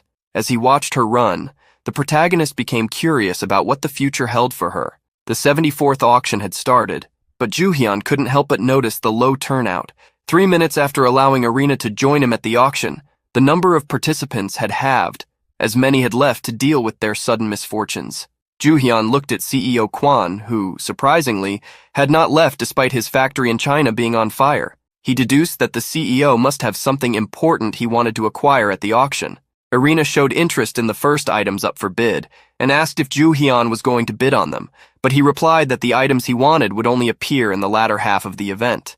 Looking at the happy Irina, he found her very different from what he remembered from his past life, especially since she didn't know anything about relics. She also didn't seem to be a bad person as before, which led him to deduce that her personality had changed due to the influence of the relic. Irina expressed her gratitude to Ju-hyun, who asked her why she was thankful. She explained that she was grateful for him believing in what she had said earlier. Ju-hyun laughed, saying it was no big deal. Suddenly, a status window appeared, indicating that due to Irina's elevated mood, the aura of her relic was intensifying, dramatically increasing its power. Irina smiled even more at Ju-hyun's comment, unaware that she had released a powerful wave of energy that made the entire venue shake. Another status window appeared, indicating that Irina's relic aura had explosively spread over a 1-kilometer radius, causing severe misfortune and beginning to affect Ju-hyun. His relics started to suffer critical damage, complaining that they were about to break and pleading for the protagonist to do something. He was shocked to realize that the happier Irina became, the stronger the effects of the relic. He could hardly believe the kind of psychopathic relic Irina possessed. Meanwhile, Irina remained unaware of what she had just done. Although Ju-hyun's tolerance ability was increasing dramatically, he was concerned that if the situation persisted, all of his relics would break. Then, he found a way to calm Irina down, distracting her by saying he was worried about the guilt she would feel if they couldn't reach an agreement in their negotiation. Irina realized that they hadn't even discussed what they could do for each other yet and began to calm down. A new status window appeared, indicating that, due to Irina's decreased mood, the strength of her relic's aura had returned to its normal state. Ju-hyun observed that the participants were not in the right mental state due to the relic's aura. Realizing he could take advantage of the situation and use the aura to eliminate the remaining participants, he began making favorable statements about Irina, tricking her into believing that he could solve all her problems instantly, which made Irina extremely happy. Due to her immense joy, her relic's aura became much more potent than before, causing the participants to lose their rationality. They began betting on any item being auctioned, wasting all their money on expensive and useless items.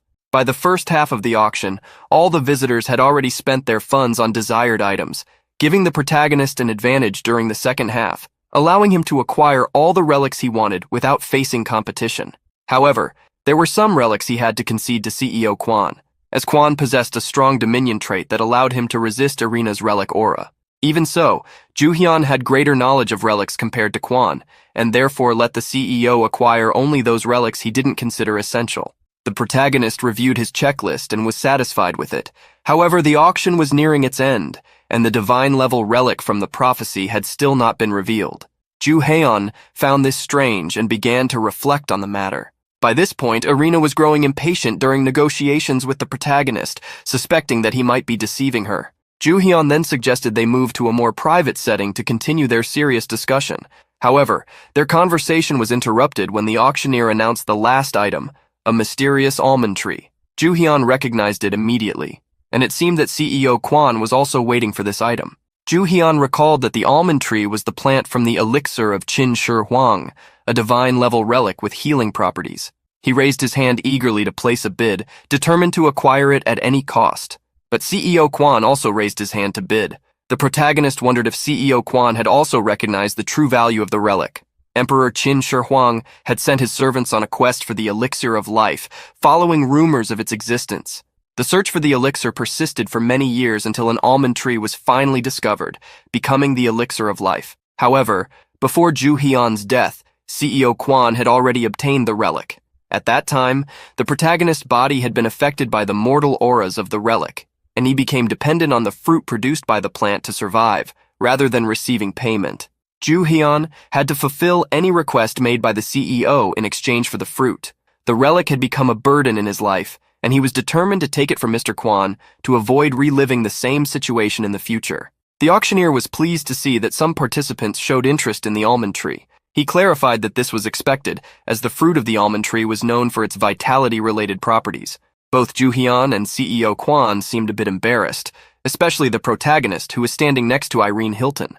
The auction began with an initial price of $200,000, and both Juhyun and CEO Quan continued to outbid each other. Realizing he could not compete financially with CEO Quan, Juhyun made a deal with Irene. He promised to find a solution to her problem in exchange for her help in acquiring the almond tree. Irene Hilton agreed with a smile, stating that she had no objections to the deal, as she never lost when it came to money. Bids quickly reached the millions, rapidly climbing to $50 million. The auctioneer was excited and tried to encourage people to bid even higher. At this point, CEO Quan raised his bid to $100 million. The protagonist knew that any amount beyond this was outside his financial means, so he considered it the right moment for a substitution. Unexpectedly, Irene Hilton raised her hand and proposed $150 million, shocking everyone and causing a panic. CEO Quan countered with $160 million, but Irene remained calm and increased her bid to $200 million. The CEO, visibly concerned, asked Irene why she had decided to enter the bidding at that moment, rather than earlier. His assistant advised him to withdraw from the bidding, warning that Irene Hilton, being the daughter of the wealthy Hilton family, possessed an immeasurable amount of wealth. Despite this, CEO Quan persisted, gritting his teeth and proposing $220 million, swearing not to give up after coming so far. They continued to raise their bids in hundreds of millions, but in the end, while the CEO's assistant tried to stop him from spending even more, the almond tree was sold to Irene Hilton for $500 million. A few minutes later, they were in a private room, where Irene asked Juhyun about his plans to resolve her problem. She inquired whether he would share his luck or provide an amulet to improve hers. The protagonist smiled and explained that the problem couldn't be solved simply by adding more items. He needed to extract something from Irene, an item she possessed, to resolve the issue. He believed that he should remove the cursed relic Irene had, hoping to acquire it for himself, as the situation would benefit both of them. According to him, Irene possessed an item that followed her wherever she went, and he advised her to surrender it to solve the problem. However, Irene denied possessing such an item. The protagonist asked her to discard all her objects, but she informed him that she had done so in the past, and nothing had happened. Then he asked if Irene had random tattoos appearing on her body. She felt uncomfortable, which confirmed Ju Hyun's suspicion. There are two main classifications of relics: disposable relics and possession relics. A possession relic is identified when tattoos manifest on a person's body. An example of this type of relic is the one Sasaki used, with a tattoo on his arm that formed a bond with the future guide, a possession relic. Having a tattoo is a sign that the person has become the master of the relic. While disposable relics can be used by anyone, possession relics can only be used by their masters. In the past, all possession relics were monopolized because they were extremely powerful. Irene offered to show him her tattoo and handed him her phone. When the protagonist looked at the photo, he noticed that Irene had tattoos on both arms. She asked if there was a problem, but Ju Hyun realized that Irene's relic was a rare and parasitic type, forcibly residing in the user's body. Knowing that her relic was of divine level and had a reputation for bad luck, he had hoped it might be something like the golden apple of the heiress, but it was completely different, leading him to wonder what kind of relic Irene possessed. The protagonist returned the phone to her, convinced that there was no way to extract the terrible relic from her body. In that case, he would have to find another solution. He told her that he had imagined it would be a simple task, but he was mistaken. Then, he gave her his phone number and suggested that they try to find a solution together when they had more time. Saying goodbye, he left to collect his belongings and concluded that if he couldn't extract the relic from Irene, it would be better to turn her into an ally, as making connections with others was also a good idea, since they could be useful in the future. The auction team informed Ju Hyun that the almond tree foot now officially belonged to him, as the payment had been completed. However, he still needed to pick up the other items. Ju Hyun agreed and stated that his subordinates would bring the payment. The team found this amusing and asked him not to rush. Calling the trio, Ju Hyun began to wonder why no one was answering and couldn't shake the feeling that something was wrong. He wondered if he had left a cat in charge of the fish. He then called the auction team and asked for a favor, saying it was nothing special, but assured them they would be generously rewarded as he pulled money from his pocket. Elsewhere, as the trio ran through a dark alley, they believed they had put enough distance between themselves and Ju Hyun and would not be found anymore. One of them suggested a quick break, and Seung-woo agreed, saying that the bags they were carrying were very heavy. He mentioned how out of breath he was while asking if everyone still had their bags. His companions confirmed that they did, and one of them exclaimed that they were now filthy rich. Another commented that they had more than enough money to live comfortably for the rest of their lives. Suddenly, a golden axe whizzed past Seung-woo's head, embedding itself in the wall beside him.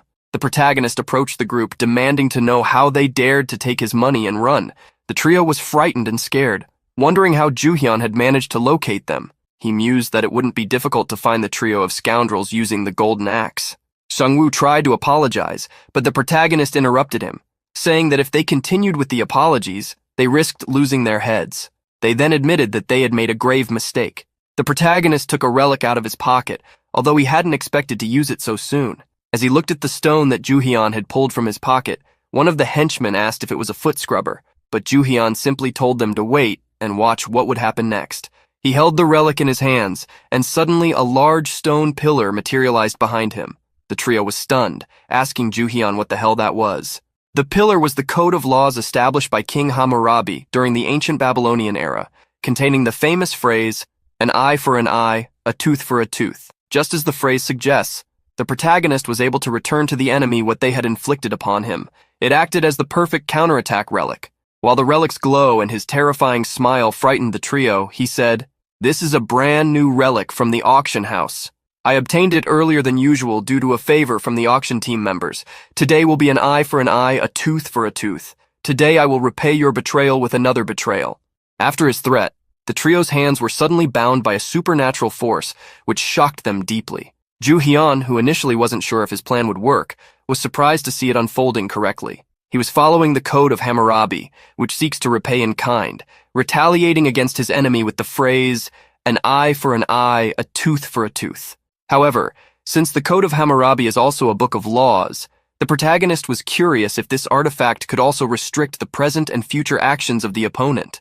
The restraint then disappeared, and Seung-woo wondered what had just happened.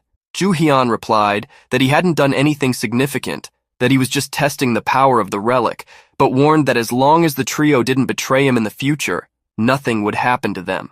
However, if they tried something like that again, their bodies would be cut into pieces. A notification then appeared, stating that due to the Code of Hammurabi, The relic began to monitor the actions of the selected subjects. The protagonist informed the group that they could consider this as if they had entered into a slavery contract with him. Upon hearing this, Shang-Wu was quite frightened. Unsure if this was really possible, the trio was in disbelief. One of the subordinates then whispered to him, saying that what Ju-hyun was saying might be true, since a pillar had appeared and quickly disappeared. Shang-Wu then expressed his anger, shouting while asking if Ju-hyun was some kind of psychic, to which the protagonist casually replied with a confirmation. He then reminded the three that the world was about to be turned upside down, but reassured them by saying they would be fine because they were now his beloved little slaves. He further comforted them by explaining that although it was like a slavery contract, they shouldn't see it as something bad because he would compensate them if they did their work right, and they would earn even more money than they had just tried to steal. Xiang-Wu was convinced and asked about the kind of work they needed to do, but Ju-hyun, with a sly smile, responded that they would find out soon. The next day, upon returning to their country, the three headed to Ju-hyun's apartment. Xiang-Wu questioned why Ju-hyun had told them to arrive there at 9 in the morning. However, the blonde was perplexed when he noticed the shovel and bag of soil, asking the protagonist what they were for. Ju-hyun asked him what was confusing, explaining that it was all part of their job. He directed them to a small sapling in the corner of the room and informed Xiang-Wu that his task would be to cultivate and take care of this plant. The plant, in turn, protested, calling the protagonist a filthy human for the way it was being treated. Seeing the sapling writhing, Xiang-Wu was surprised and asked why it was acting that way. The protagonist mocked him, saying that the plant wouldn't bite them, and instructed them to quickly plant it in the pot.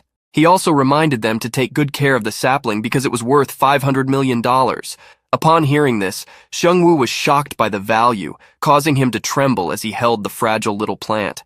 The artifact questioned who the fool holding it was, but then felt extremely comfortable. The way he was holding it was very good, and the almond tree sapling argued that all humans should treat it with the value it deserved, that of $500 million.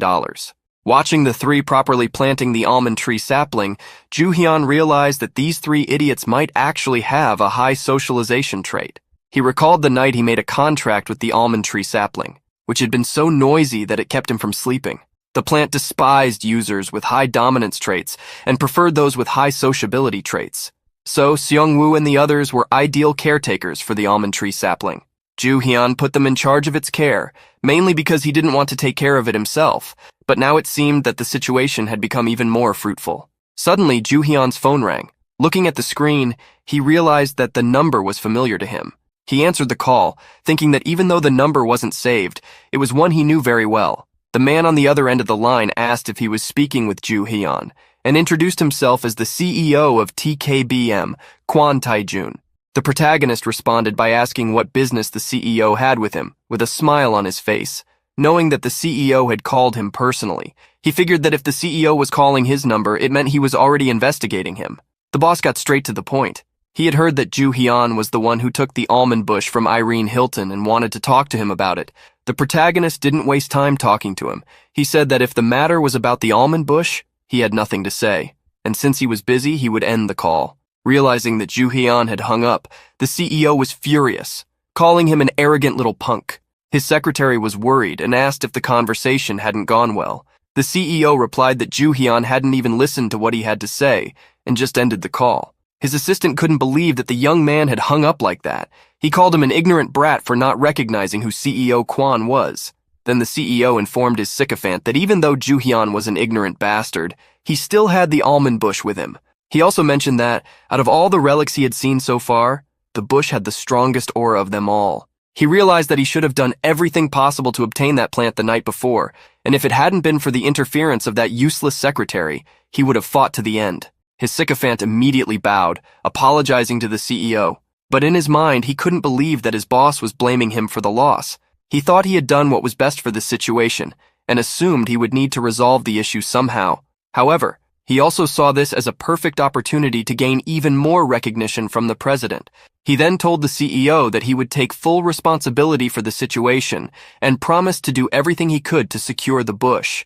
The arrogant sycophant asserted that Ju-hyun was a commoner and would be easy to deal with. He then asked the CEO for permission to use some of the relics in the company's warehouse to retrieve the almond tree sapling that was with Ju-hyun. Back at Juhyun's apartment, Seungwoo realized that the protagonist had been speaking with the CEO of TKBM a minute ago and began making a fuss about Juhyun's decision to hang up on CEO Kwon. He called the protagonist ignorant for not recognizing that the CEO was the most powerful and influential figure in the country and asked if he wasn't following the news. All the commotion he was making irritated Juhyun. He then turned and gave Seungwoo a cold stare, grabbing his axe. With a threatening tone, he asked if Seungwoo wanted him to cut him in half for being rude. Seungwoo was about to say something when Juhyun declared that he was going out for a while, ordering him to continue taking care of the bush.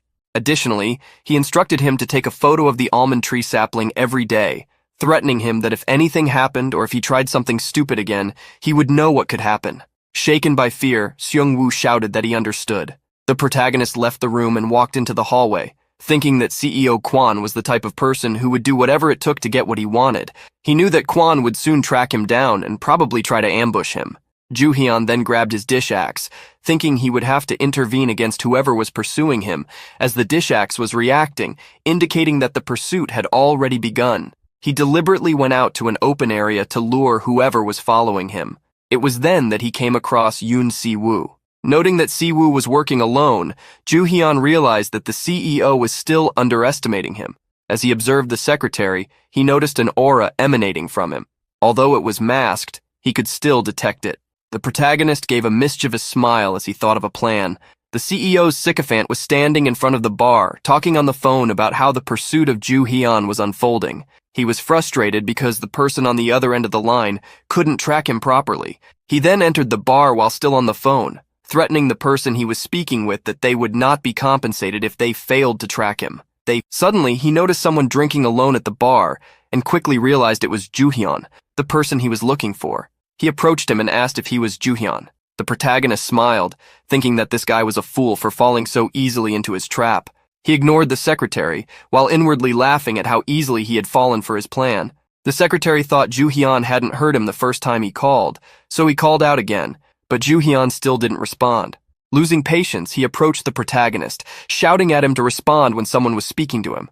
Finally, Juhyun quickly stood up, striking the secretary and knocking him to the ground. Juhyun asked where he had learned his manners and stated that if he had any business to discuss, he should ask politely and not shout in his face. The secretary, still on the ground, retorted by shouting that Juhyun had started everything. At that moment, with the secretary so close to him, Juhyun could feel the aura of the relics he possessed even more strongly. With a slight smile, he decided he would take all of this guy's relics with him. Yoon Si-woo was extremely irritated at being suddenly attacked. While cursing, the protagonist responded that he should improve his manners and instructed him to say what he wanted. Trying to remain calm, Yoon Si-woo controlled himself and declared that he would let it go for the sake of his president. He then informed Juhyun that they had met the previous night at Midas, adding that he wanted to discuss the matter. The protagonist pretended ignorance, claiming not to remember seeing them there. Yoon Si-woo was furious and demanded that Juhyun stop playing around, as he was certain he had seen him. Juhyun finally pretended to remember, claiming that he now recalled seeing Yoon Si-woo at Midas and that he was the secretary who had been sucking up to an old man the night before. His words made Yoon Si-woo even angrier, which amused Juhyun. Suddenly, the protagonist received a notification that his opponent was becoming agitated and therefore starting to lose control over the relics. Upon seeing this message, the protagonist realized that Yoon Si-woo's weak point was his temper. He then remembered that, during the time he was under CEO Kwon's control, Yoon Si-woo was also easily affected by what others said. Even though he acted tough on the outside, he hid a deep-seated inferiority complex. In the past, he had been the heir to a large company, but was disinherited and fired due to his reckless actions. It was thanks to the CEO that he managed to achieve some success in his life. Although he worked hard for the CEO, it was merely an attempt to gain more approval and praise. Yoon Si-woo had never bowed to anyone else, and when the protagonist worked at TKBM, he did everything he could to provoke a fight. If someone poked at his inferiority complex, he would always become furious and explode. Because of this, the secretary couldn't properly use higher-ranking relics, as their control depended heavily on the user's mental state. The protagonist then told Yoon Si-woo that he remembered the CEO had contacted him before, but since he really needed the elixir plant, he asked what Yoon Si-woo thought he should do. The secretary was perplexed and asked Juhyun what he was talking about. The reply was that all he was saying was that he wouldn't hand over the elixir plant so easily. Hearing this, Yoon Si-woo became even more confused. Ju Hyun then declared that if Yoon Si-woo asked nicely, he might hand it over, adding that the plant was a gift but could be given to him if he really wanted it. Yoon Si-woo, understanding what Ju Hyun was implying, had no choice but to bow his head and thank him for his help, asking Ju Hyun to hand over the elixir plant and emphasizing that it was an important item for them. While his head was bowed, his thoughts were very different from his posture. He vowed that after obtaining the plant from Ju Hyun, he would tear him apart.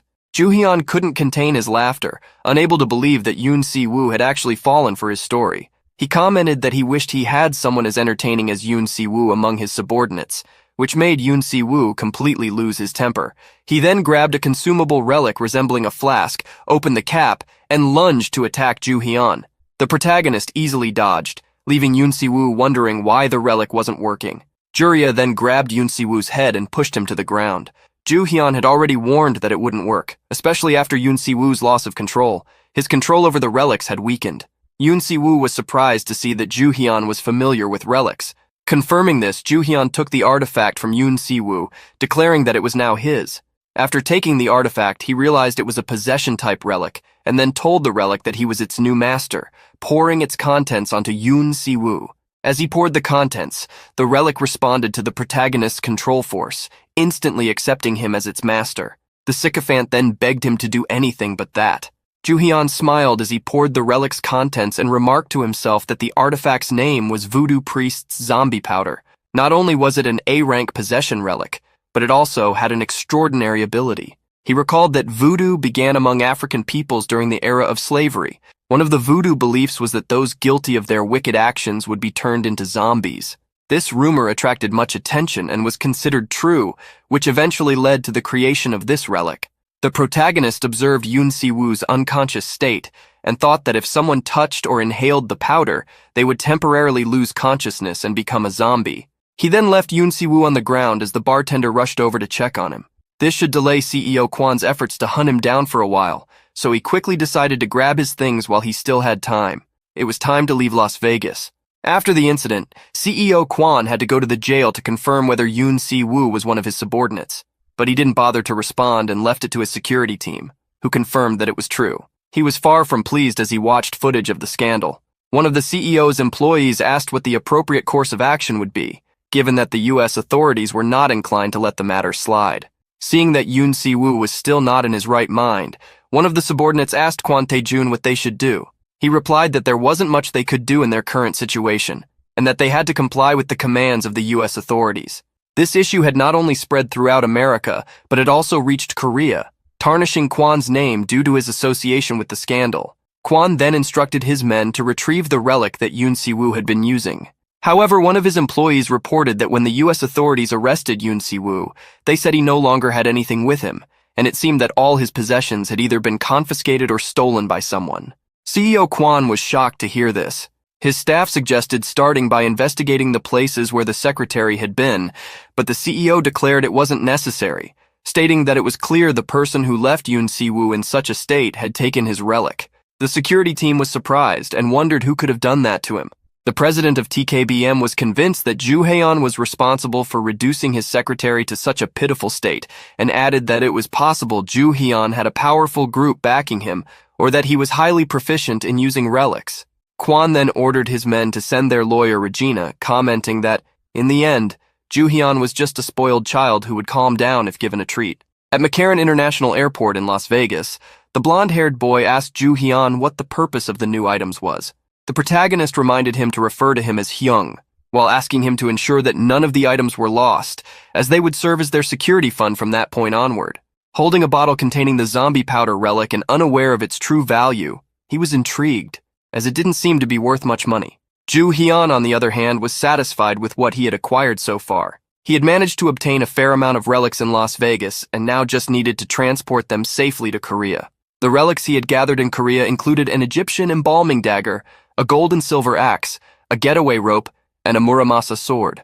At the Midas auction house, he had secured the Code of Hammurabi, Shakespeare's pen, Marie Antoinette's necklace, and Emperor Jin's elixir plant.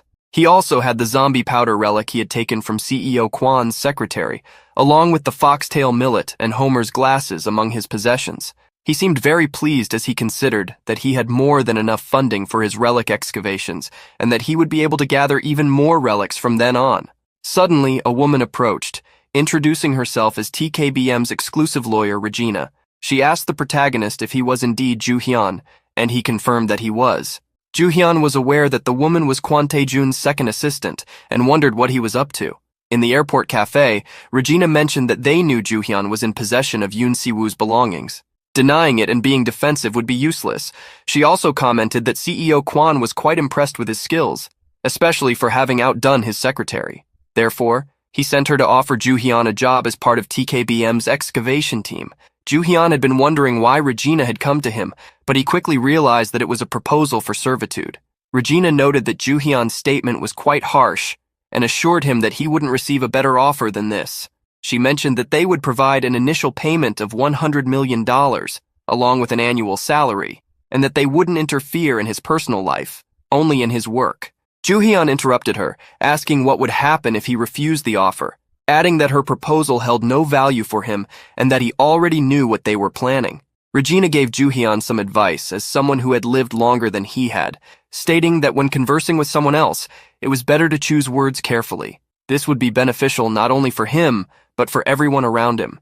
However, she would overlook this, believing that Ju-hyun was still a young child who hadn't experienced the harsh realities of life. Regina then asked Ju-hyun if he had considered the possible consequences of his act of theft should the CEO decide to take action against him. She gave an example. When a small cockroach dies in a small-town market, it disappears without a trace, and no one remembers its existence.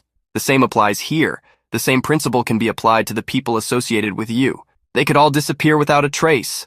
Ju-hyun smiled and asked Regina if she was threatening him since she had basically said that if he didn't want to die, he would have to work for them. He then gave her some advice as well. When you're trying to pick a fight with someone, always choose your opponents wisely, if you value your life, of course.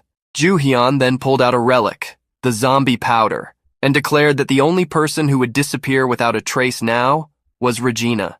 She hadn't expected him to pull out the relic, but was confident that he wouldn't dare use it with so many people around, believing that Ju-hyun didn't want the existence of relics to be known to the public. Ju-hyun then removed the stopper from the flask, asking Regina if she really thought he wouldn't do it. From the spot where the henchmen were standing, they heard a noise coming from the cafe and wondered if they should check what was happening. In that situation, Regina was on the floor, desperately trying to wipe off the relic's powder that had been thrown on her. She screamed at Ju-hyun, calling him crazy and unable to believe that he had actually used the artifact. Ju-hyun informed her that he really didn't care whether the world knew about the existence of relics or not, because he was different from the others. Ju-hyun then turned to the onlookers, asking what they were doing and telling them to hurry up and record what was happening, as it was pretty cool to see all the glittering powder floating around. He added that they should make sure to upload it to online platforms. The protagonist commented that since Regina was still okay after coming into contact with the zombie powder, her control over relics must be quite high. He advised her to use any relic she had with her now because his next attack wouldn't be so easy to dodge. After hearing this, Regina launched her attack, using her water cannon relic against Ju-hyun. Commenting that her attack wasn't bad, he summoned the artifact of the Code of Hammurabi. He exclaimed, "An eye for an eye, a tooth for a tooth," and the attack was reflected back at her. Regina took her own attack and realized what artifact her opponent was using.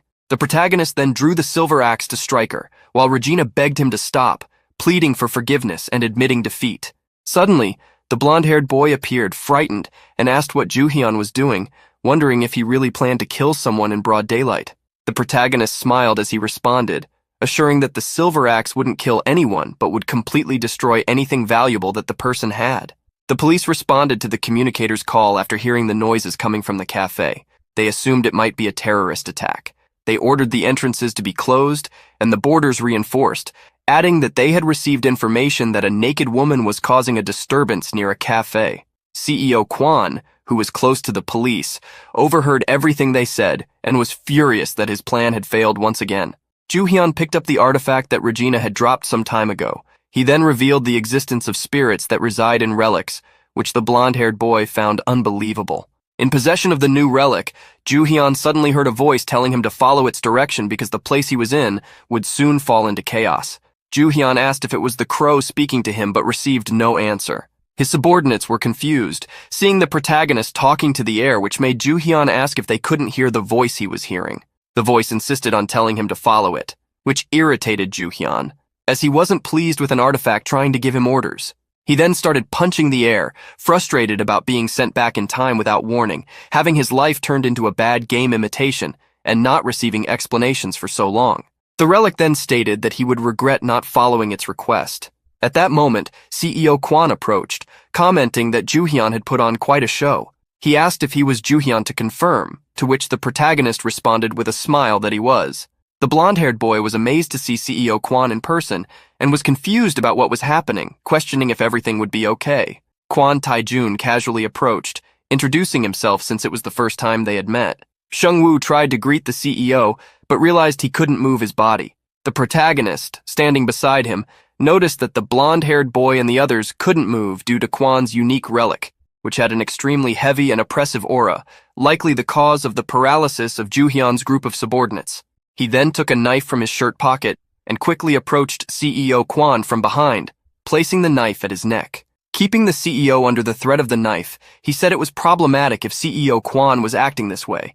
He shouldn't try to dominate a human, especially if they were someone else's subordinate, advising him to stop immediately. Kwon Tae-jun then stopped releasing his aura, ceasing the paralysis of Ju-hyun's subordinates. Observing the protagonist's actions, the CEO finally understood why his secretary and lawyer were in such a state. Ju-hyun's abilities were better than expected. CEO Kwon then added that Ju-hyun had a remarkable talent for controlling his relics, and that he wouldn't hold back either. He had heard a prophecy some time ago that one day the world would know about the existence of relics. Hearing the CEO speak, Ju-hyun assumed he had received some prophecies using the future guide. The CEO didn't want the news about relics to spread, because he still had many things he wanted to do with them. Therefore, he concluded that if he eliminated those who knew about the existence of relics, the day of the prophecy would be delayed for a while. While speaking, Kwon Tae-jun activated one of his relics, and a purple aura began to emanate from his hand, spreading over his body. He then extended his hand to attack Ju-hyun, declaring that it was a great reason to get rid of people like Ju-hyun.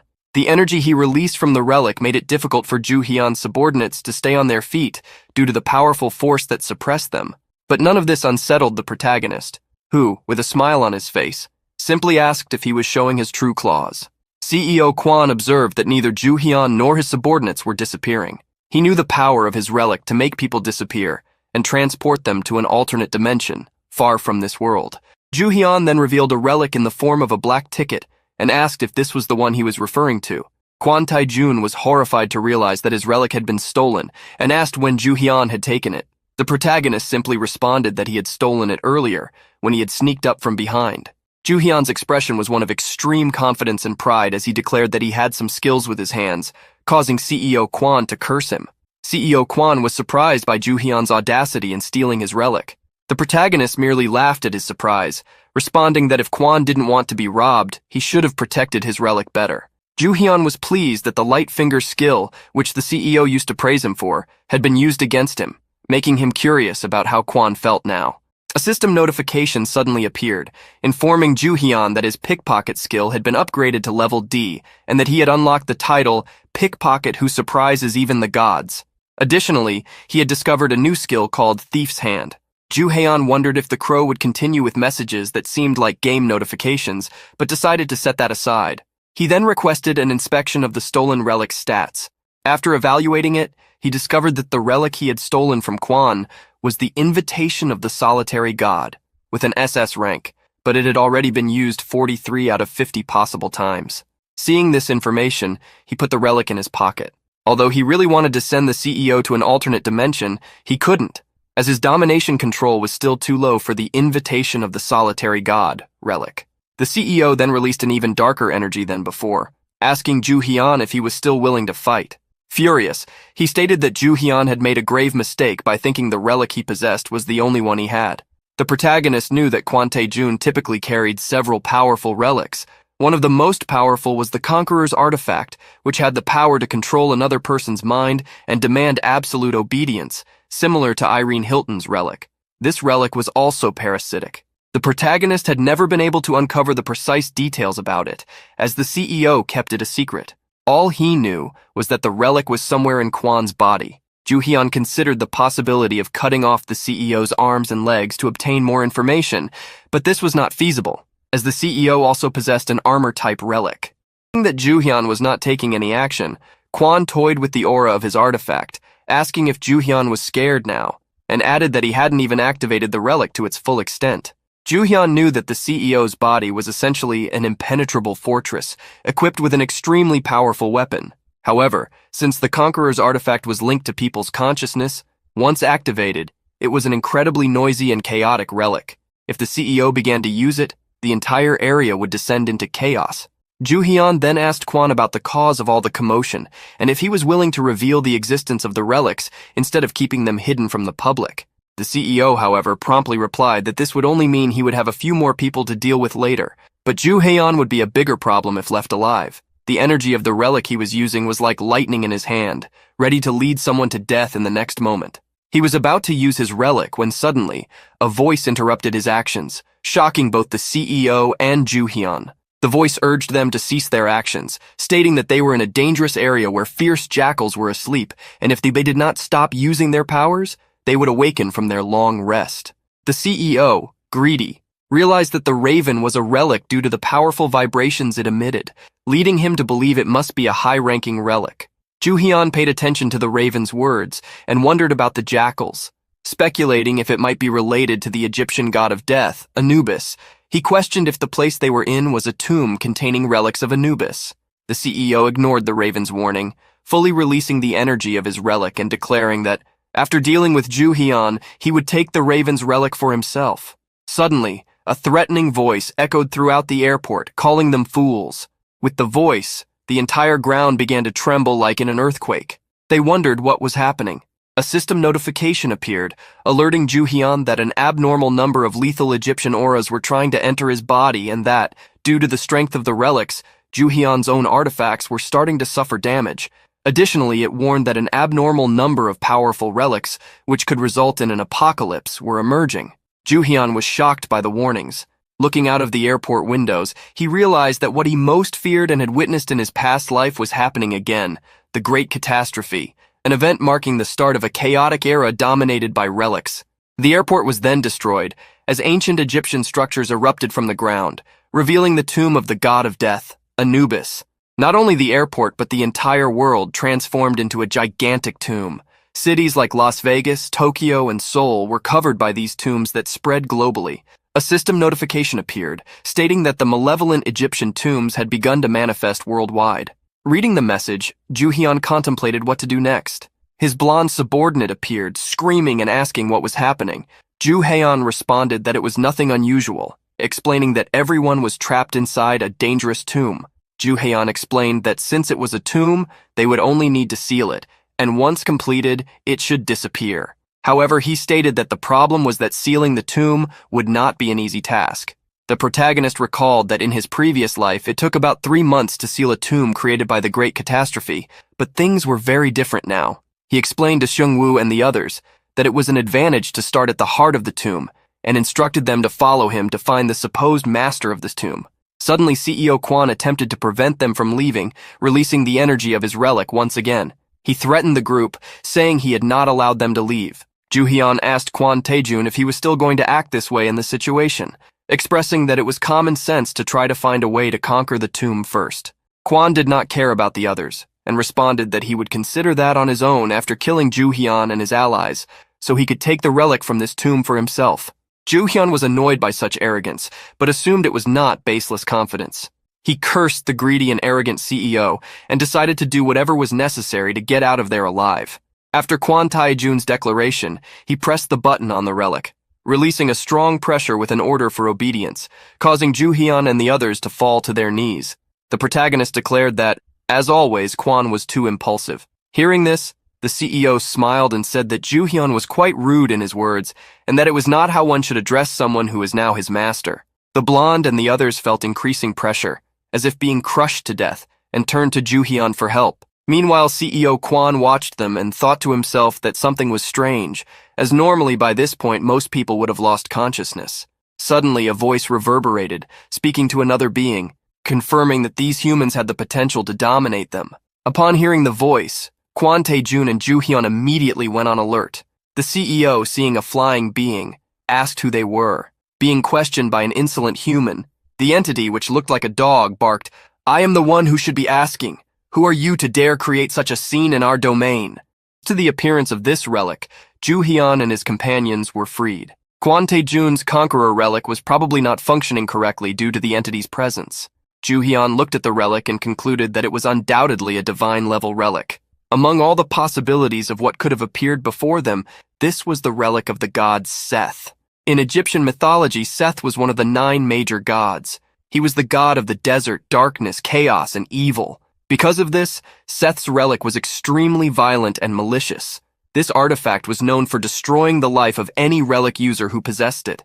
Suddenly, another relic appeared, sharing the same sentiment as Seth.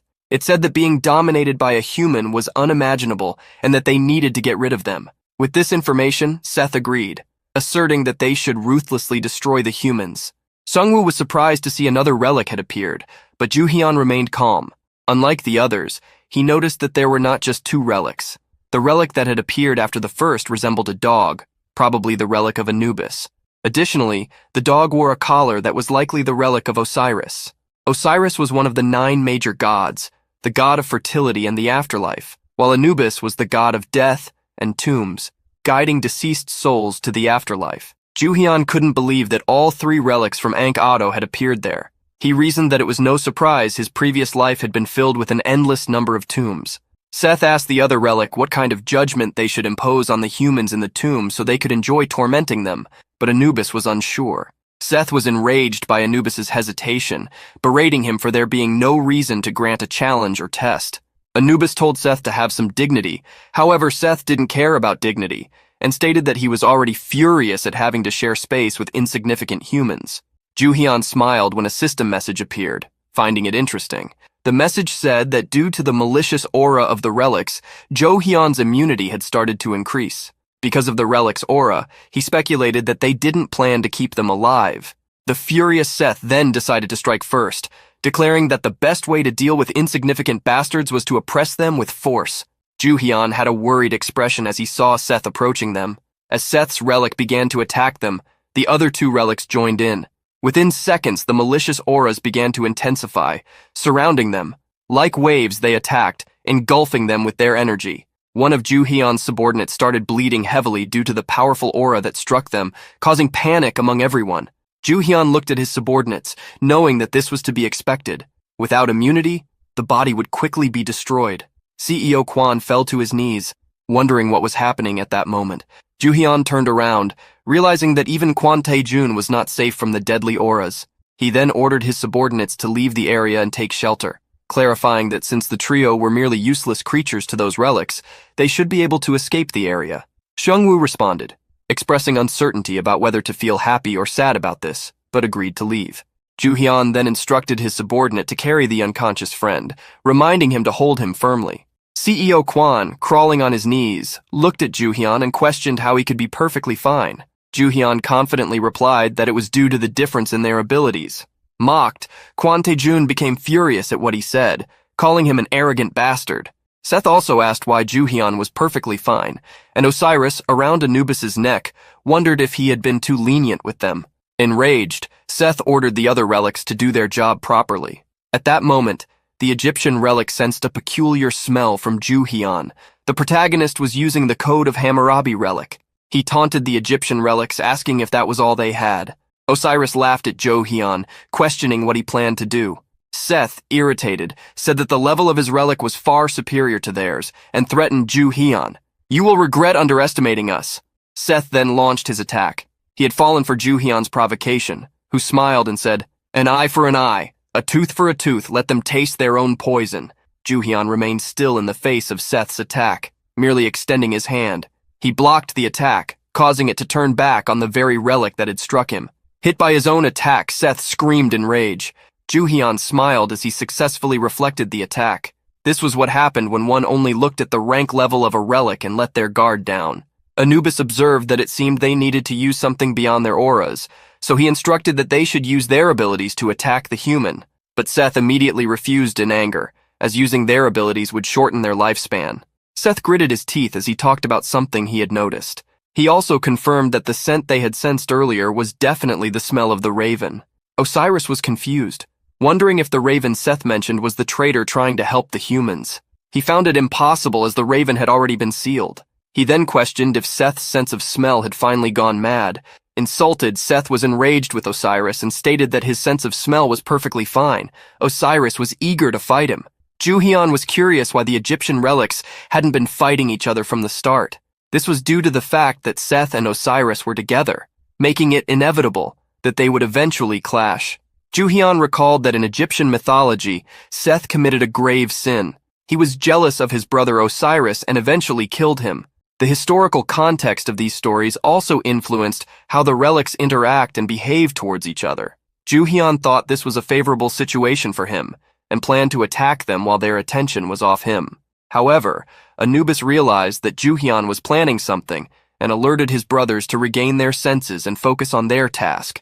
Seth and Osiris, however, were not listening, so Anubis had no choice but to handle the problem himself.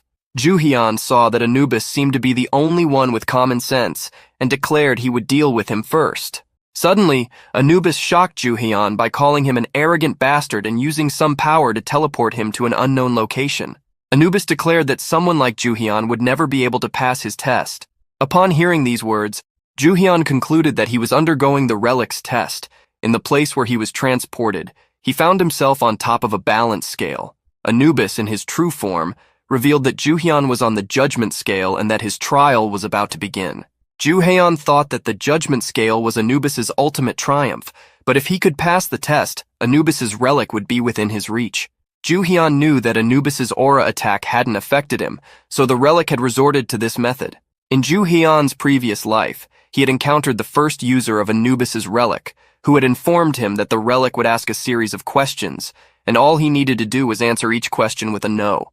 The original user of Anubis's relic couldn't remember all the questions the relic had asked, but told Juhyun that the questions were all very easy. Juhyun thought that if the questions were easy enough for a child to answer correctly, he wouldn't need to worry.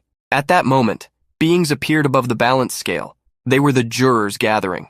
Anubis then began to ask a series of questions, 42 in total, that Juhyun had to answer. Anubis said that if Juhyun could answer no to all the questions, he would pass the test, but warned that if he lied to any of the questions, the monster lurking in the darkness would see the guilt in his heart and consume him. Juhyun thought everything was exactly as the original user had told him. The first question was asked by Anubis. Have you ever stolen? Juhyun found himself in a difficult situation as he remembered that he had done so many times. Anubis's relic noted the protagonist's reaction, stating that it already knew the answer. Anubis then said that Juhyun could hear the second question.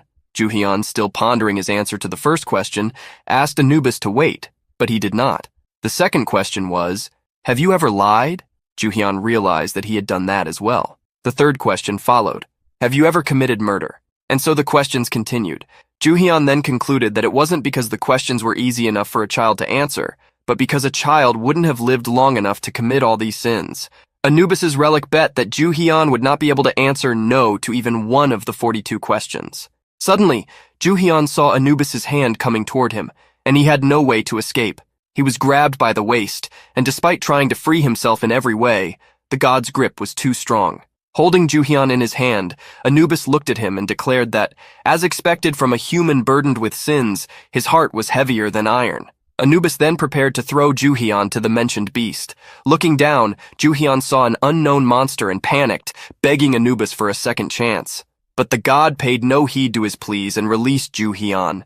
At that moment, Juhyun realized he was in a dire situation. The monster swallowed him, causing him to fall into a cave-like area in the desert, with many skeletons scattered around. Juhyun opened his eyes and got up, noticing some ghost-like monsters hovering nearby. He couldn't believe he didn't even get a moment of rest. Juhyun grabbed a bone, preparing to face the monsters, declaring that he didn't care if they all attacked him at once, because he would defeat them. Juhyun fought bravely, hitting the ghosts with the bone in his hand, aiming for their heads or anywhere he could strike. However, there were too many of them, and he was pressed against the ground. Thinking it was all over and he was about to die again, he suddenly heard a voice in the cave saying it seemed he needed help, calling him a foolish human. Suddenly a light shone from Juhyun's body, and with an explosion all the attacking ghosts were either defeated or repelled. A four-eyed raven, emanating a blue light, floated above Ju-hyun. The raven spoke to him. "It's been a long time since we've seen each other."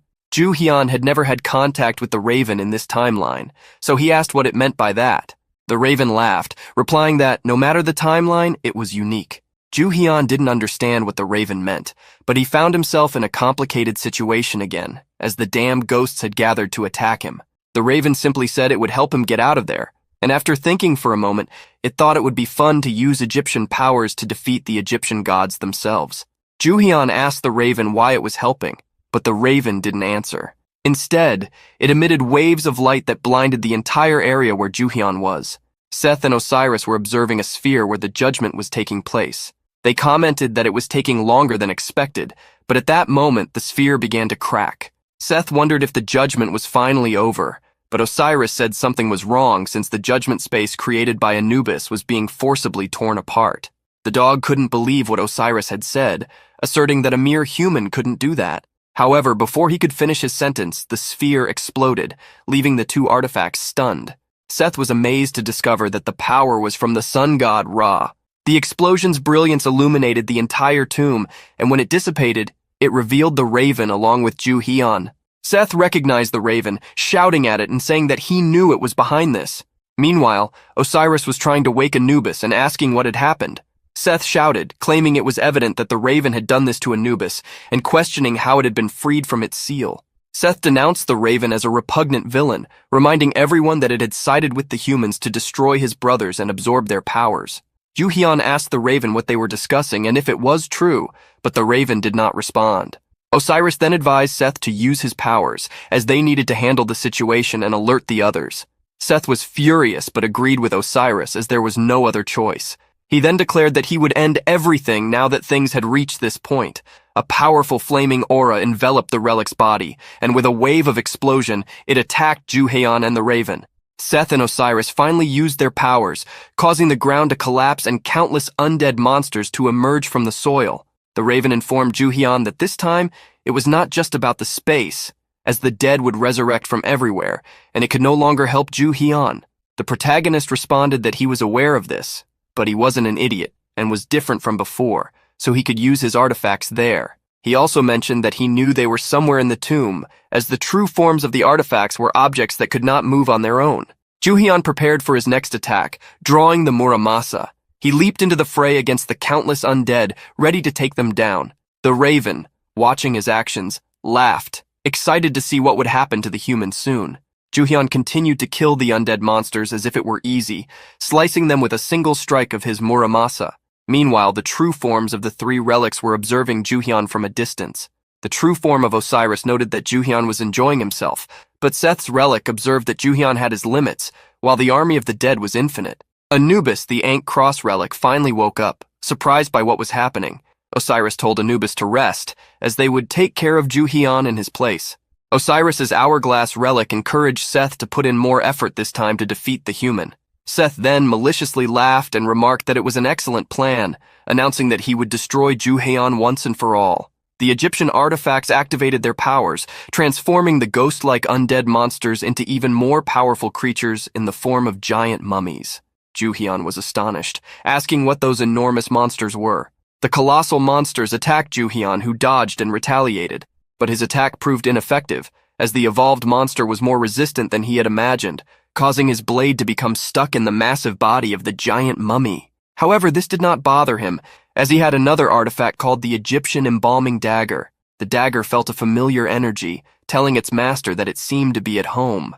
Ju-hyun realized that the dagger was responding, pondering if it was because the dagger was also an Egyptian artifact. The dagger then stated that it sensed Anubis nearby and felt very powerful.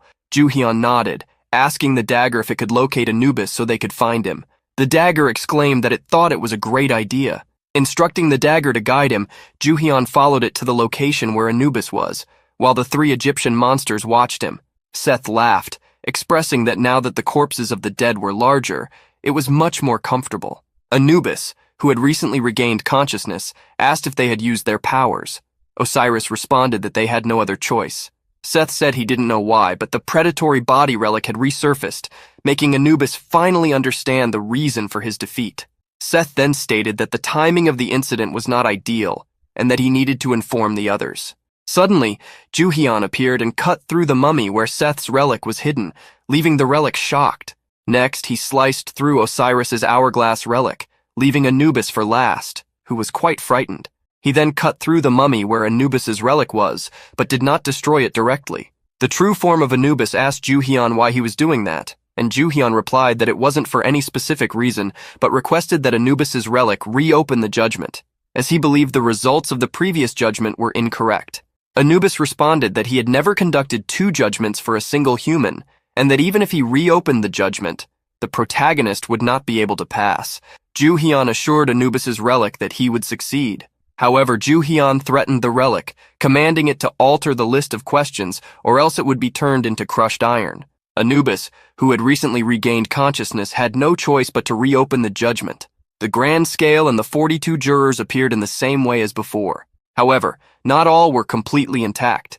The protagonist noticed that Anubis was smaller and seemed much weaker. Just as Anubis was about to ask the first question, Ju-hyun charged at him, strangling him and ordering the dog to be quiet. Ju-hyun then instructed Anubis to ask the questions according to his orders, starting with, "Have you stolen from others?"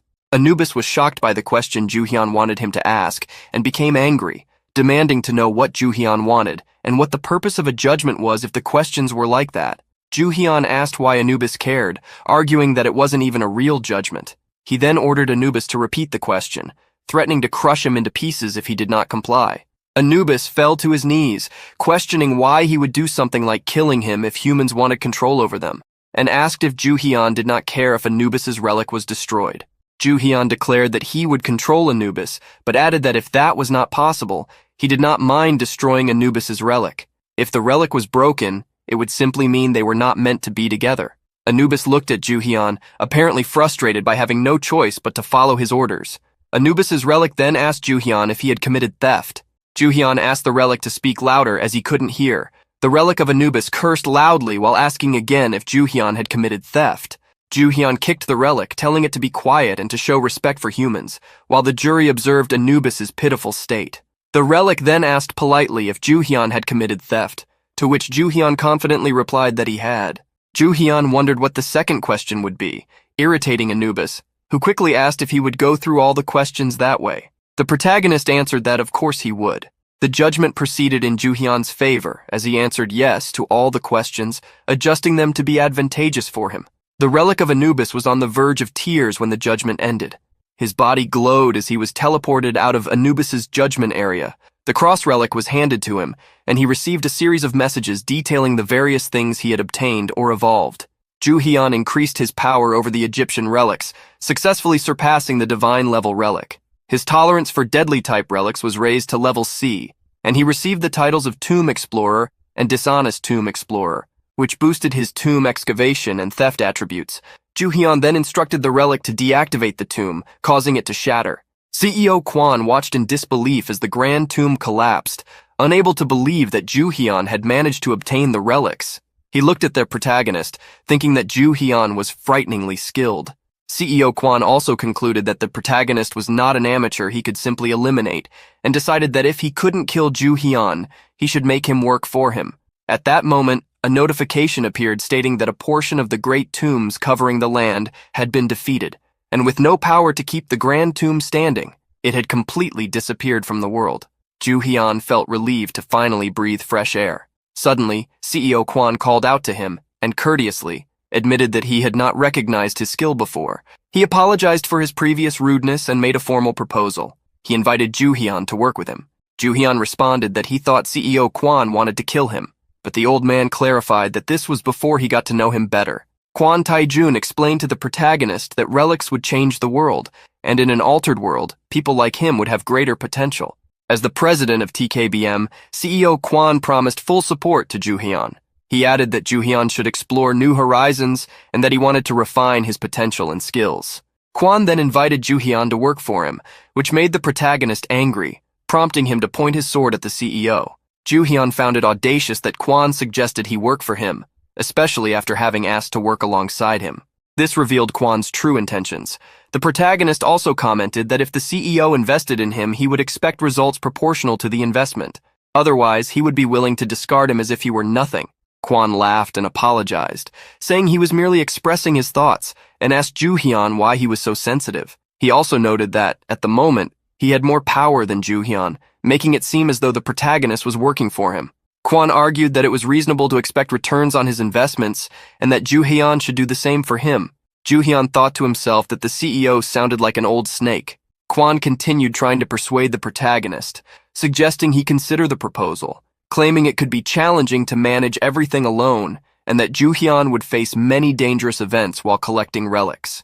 Kwon also mentioned that if Ju-hyun got injured, he could contact hospitals affiliated with his company. At that moment, surprising the CEO, Ju-hyun couldn't contain his fury and struck him in the neck with surprise.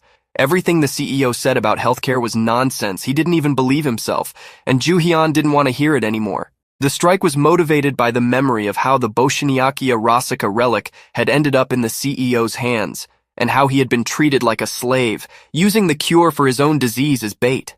Suddenly, the CEO's voice was heard again. The old man smiled as he praised Ju-hyun for his quick reaction, and the spilled blood returned to his body. The cut fabric repaired itself automatically, thanks to the power of the defensive relic, which was the relic of Achilles' body immersed in the Styx River, considered to be of divine level. Kwon explained the story of Achilles. His mother was the sea goddess Thetis, and his father, Peleus, was a human. Thetis wanted to make her son immortal like herself, so she dipped Achilles' body into the Styx River, holding him by the heel. As a result, Achilles gained a tough and strong body, but his heel remained his weakness. Ju-hyun remembered the story of Achilles' death, struck in the heel by an arrow, and considered that the relic would also have its own vulnerability. The problem was that Ju-hyun didn't know where this vulnerability was. Kwon then asked Ju-hyun if he now understood why he was below him, smiling arrogantly. He declared that he recognized the protagonist's aptitude, but stated that Ju-hyun could not defeat him. He claimed he did not want to fight, but wished to be Ju-hyun's ally. The protagonist smiled as he ordered the Muramasa relic to gather all its strength. The relic then obeyed, emitting a blue energy. Meanwhile, Ju-hyun asked the CEO if he had ever heard of something called a rebellion, because that was what he was about to do. Ju-hyun acknowledged that Kwon was right. It would be wise to ally with the CEO, but he didn't want to do that. He added that Kwon could consider it as if he had no sympathy for him. Ju-hyun further stated that the Muramasa was also the ideal weapon for a rebellion. As it grew stronger, the higher the level of its opponent. Gathering all the energy into the Muramasa, Ju-hyun smiled maniacally and shouted that he would test if the CEO would finally be silenced after having his mouth cut with the full power of the Muramasa. Kwon Tae-jun yelled, calling the protagonist a crazy bastard and questioning why he was going so far. But Ju-hyun didn't care about the old man's reaction. With the full power of the Muramasa gathered, he attacked again with a powerful blow. Blood gushed from the CEO as the clash of energies caused an explosion, enveloping both of them in a dense cloud of smoke. The protagonist attacked CEO Kwon with the full power of the Muramasa. It was possible to reach energy levels beyond what the relic could handle, but this could break it. CEO Kwon had said it was an overreaction, and the protagonist knew he was right, that he was being reckless, but letting his archenemy escape would be even worse. Sensing the danger, Kwon's relics automatically activated to protect him. Lightning spread around, forcing the protagonist to be careful not to get hit. He used the code of Hammurabi to reflect part of the impact, intensifying the bombardment on the CEO, at the cost of damaging his own Hammurabi relic. When he threw CEO Kwon against a wall, the protagonist believed that both the Achilles relic and Kwon Tae-jun's domination relic must have been severely damaged, unable to operate for some time. However, his own Muramasa relic was completely destroyed in the process. As he approached the CEO, the protagonist realized he hadn't killed him, leaving him internally frustrated. At that moment, Seung-woo and the henchmen arrived, assuming that CEO Kwon was dead, which wasn't the case. This led them to ask if Ju-hyun planned to kill him. He pondered for a moment before deciding to leave him there. After all, the CEO would be hospitalized for some time anyway. Hungry, the protagonist led his group away from the scene. Meanwhile, a reporter was broadcasting the damage caused by the anomaly, reporting that several people had seen monsters and witnessed bodies emerging from the ground, along with the appearance of mummies, like in the movies. People were also seen using superpowers, thanks to strange objects. The protagonist watched the news on television while eating noodles. Seung-woo beside him commented that the same news was being broadcast on other channels. Ju-hyun then stated that now the whole world was aware of the existence of relics. Seung-woo didn't exactly know what these relics were, and the protagonist explained that they were the objects he had spread out on the bed, making his subordinate look back to check the items. The protagonist continued, saying he had predicted that the world would change and that those who possessed good relics would dominate from then on. Meanwhile, the relics on the bed lamented the damage they had suffered. Observing the relics, Seung-woo asked if they were about to break, but the protagonist had a solution. He grabbed his phone and said he had some useful friends. Calling Irene, he stated that he had finally found a way to break her curse. On the other end of the line, Irene became excited, believing in the protagonist's half-truth. He then instructed Irene to find a person for him. This person was Yoo Jae-ha, a specialist in relic restoration. In fact, every relic could be destroyed due to its durability, and there was no way to recover a completely destroyed relic. However, some relics had the power to restore others that were not yet completely destroyed, turning the owners of these relics into relic restorers. In the past, Yoo Jae-ha, known as the King of Fraud, was one of these restorers. He had caught the attention of CEO Kwon and ended up joining the group of tomb raiders. In this life, the protagonist knew he needed to convince him to work with him, ensuring that the restoration of his relics would not be a problem. Ju-hyun and his subordinates headed to a location where they had arranged a meeting. Seung-woo asked if this protagonist wasn't the best when it came to relics, and he agreed, but stated that restoring them was a very risky task. Restoration largely depended on artistic skill, requiring a very high affinity, something he preferred to leave for someone else to handle. Suddenly, a helicopter flew over their heads, and the person inside apologized for being late. It was Irene, who had arrived by helicopter due to heavy traffic. The protagonist invited her to talk somewhere else. As everyone headed to a restaurant, he finally asked Irene if she knew Yoo Jae-ha. Irene didn't recognize the name, so Ju-hyun suggested that maybe he was using a fake identity, asking if she knew anyone who collected art. In fact, Irene's own brother collected art and often met with people who had similar interests. The protagonist then handed Irene a photo and asked her to have her brother find the person in the image. Upon seeing the photo on the phone, Irene was shocked, asking if that was really the person Ju-hyun was looking for. Confirming it was, Ju-hyun nearly choked on the juice he was drinking when Irene told him that this person had scammed her brother the previous month. She saw him when she visited her parents and remembered him for his attractive appearance. She was surprised to discover that he had deceived her own brother. Her brother and 20 others bought the same artwork from him, which turned out to be a fake copy. The protagonist thought this was typical since he was known as a fraudster, but Irene's next words shocked him. "But I don't think you'll be able to find him. I heard he's dead. He was caught trying to scam my brother's friends. They saw it with their own eyes. His car lost its brakes and went off a cliff. The police confirmed he was dead." The protagonist couldn't understand why this person had died 5 years before they were supposed to meet for the first time. He wondered if the future had changed, as many things happened earlier than expected, like the appearance of the Egyptian relics. He realized that events were not unfolding the same way as in his previous timeline, which left him very frustrated since he needed Yoo Jae-ha's skills. However, he surprised Irene with his words. "Let's keep looking for him. He's tough. We have to have hope." In a hospital, CEO Kwon was watching the news about the appearance of tombs resembling Egyptian ones and the beginning of government research related to relics. He cursed out loud, questioning if those people ever got tired of talking about these subjects. He had worked hard to keep the relics a secret, but blamed Ju-hyun for ruining everything. Shouting in anger, he said he needed to kill him and wondered why his body wasn't recovering quickly. One of his bodyguards rushed to calm him down. Suddenly, a man named Edward entered the room, asking what had happened while greeting the CEO and saying he looked very well. Edward ordered the bodyguards to leave and settled into a chair. He remarked that Kwon Tae-jun had been very active in recent days, even going so far as to invoke a massive tomb. The CEO, however, swore he didn't know there was a tomb at the airport. Edward ignored the excuse and pointed out that it was the use of the CEO's relic that activated the tomb, blaming him for the incident. Additionally, he advised Kwon to remain inactive for a while, as many clients were upset. Kwon Tae-jun screamed in anger upon learning that everyone was already aware of what had happened. Pouring himself a drink, Edward stated that he was the one who had spread the information. When asked why, Edward explained that in addition to being an arms dealer, he also dealt in information, and that selling information was an effective way to gain people's trust. Moreover, if Kwon Tae-jun had made a mistake, it was Edward's job to correct it, but instead, the CEO wasn't even recovering. Edward mentioned Kwon Tae-jun's immortality relic, prompting the CEO to reveal that, for some reason, the relic wasn't working, likely due to damage.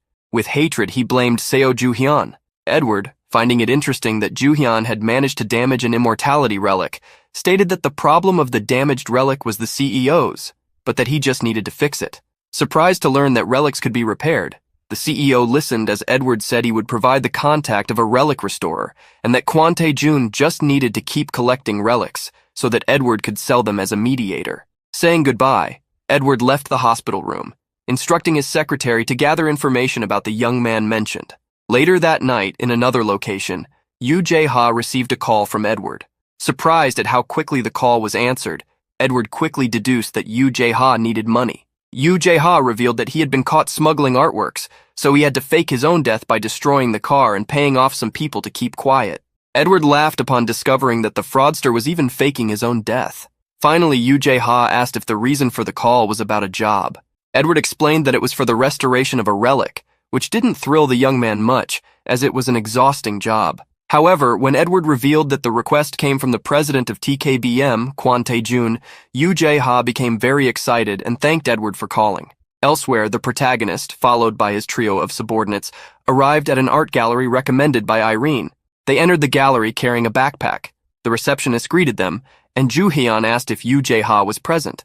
Surprised by the question, the receptionist quickly apologized, saying that the gallery's CEO was not in his office.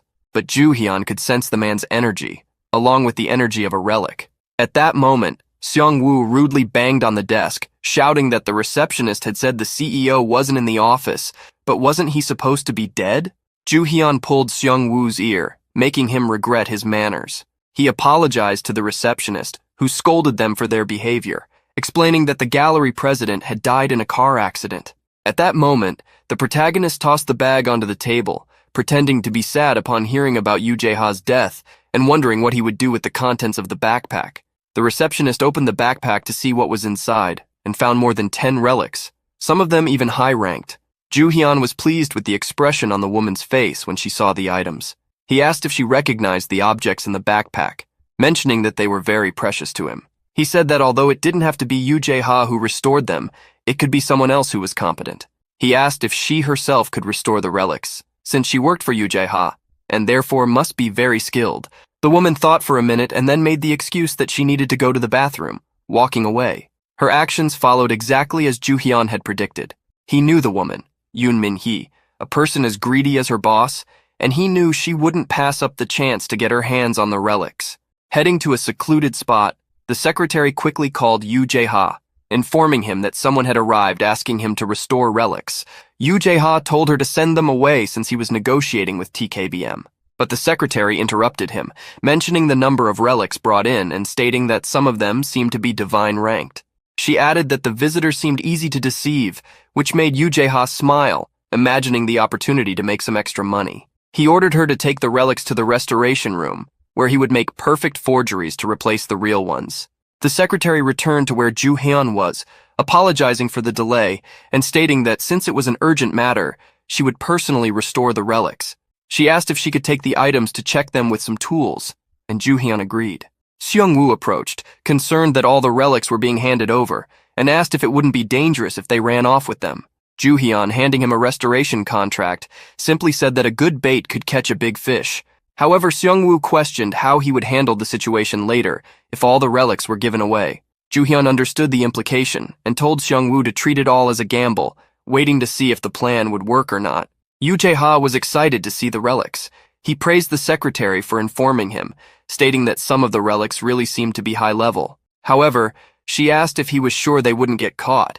He reassured her, saying she could watch while he made a fake copy of the relics in no time thanks to a certain relic he possessed. The relic in question was the secret signature, a B-rank Esper-type relic. It was the signature of a fake painter who shocked the world.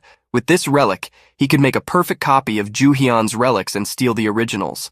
When the bearer of the secret signature touched another relic, a perfect forgery was created. The copy not only had the same appearance, but also replicated some of the functions of the original. Additionally, the forgery was infused with the forger's own aura, making it impossible to detect the difference during the first 12 hours. However, Joo-hyun, now living a second life, wouldn't be deceived so easily. Meanwhile, Seong-woo, who was reading the contract, was shocked and irritated by the cost of restoring the relics. 10 million won just to fix a scratch. Jo Hyun, however, stated that he did not plan to pay anything. At that moment, the secretary returned with the fake relics. She apologized profusely, stating that the relics were so damaged that she couldn't repair them herself. Jo Hyun then threw the relics on the floor, shouting, "What kind of nonsense is this? This woman dared to swap my relics for forgeries. What should I do with her?" His sudden reaction frightened the woman, who quickly shrank back, and in desperation pointed to a nearby room, apologizing and claiming that the real relics were there. She swore that she wasn't the one who made the forgeries, begging to be spared. Behind the door, Yoo Jae-ha was worried about being discovered and planned to flee when suddenly the door was kicked in, causing him to fall to the ground. He hit his head on a table as Joo-hyun entered the room. Quickly, Joo-hyun ordered the rope relic to bind Yoo Jae-ha. Surprised, the forger hadn't expected that Joo-hyun still had other relics. The rope relic mocked Yoo Jae-ha after binding him completely and hanging him from the ceiling. Joo-hyun then questioned the forger about the whereabouts of his relics. Terrified, Yoo Jae-ha quickly revealed that they were in the safe and asked to be released.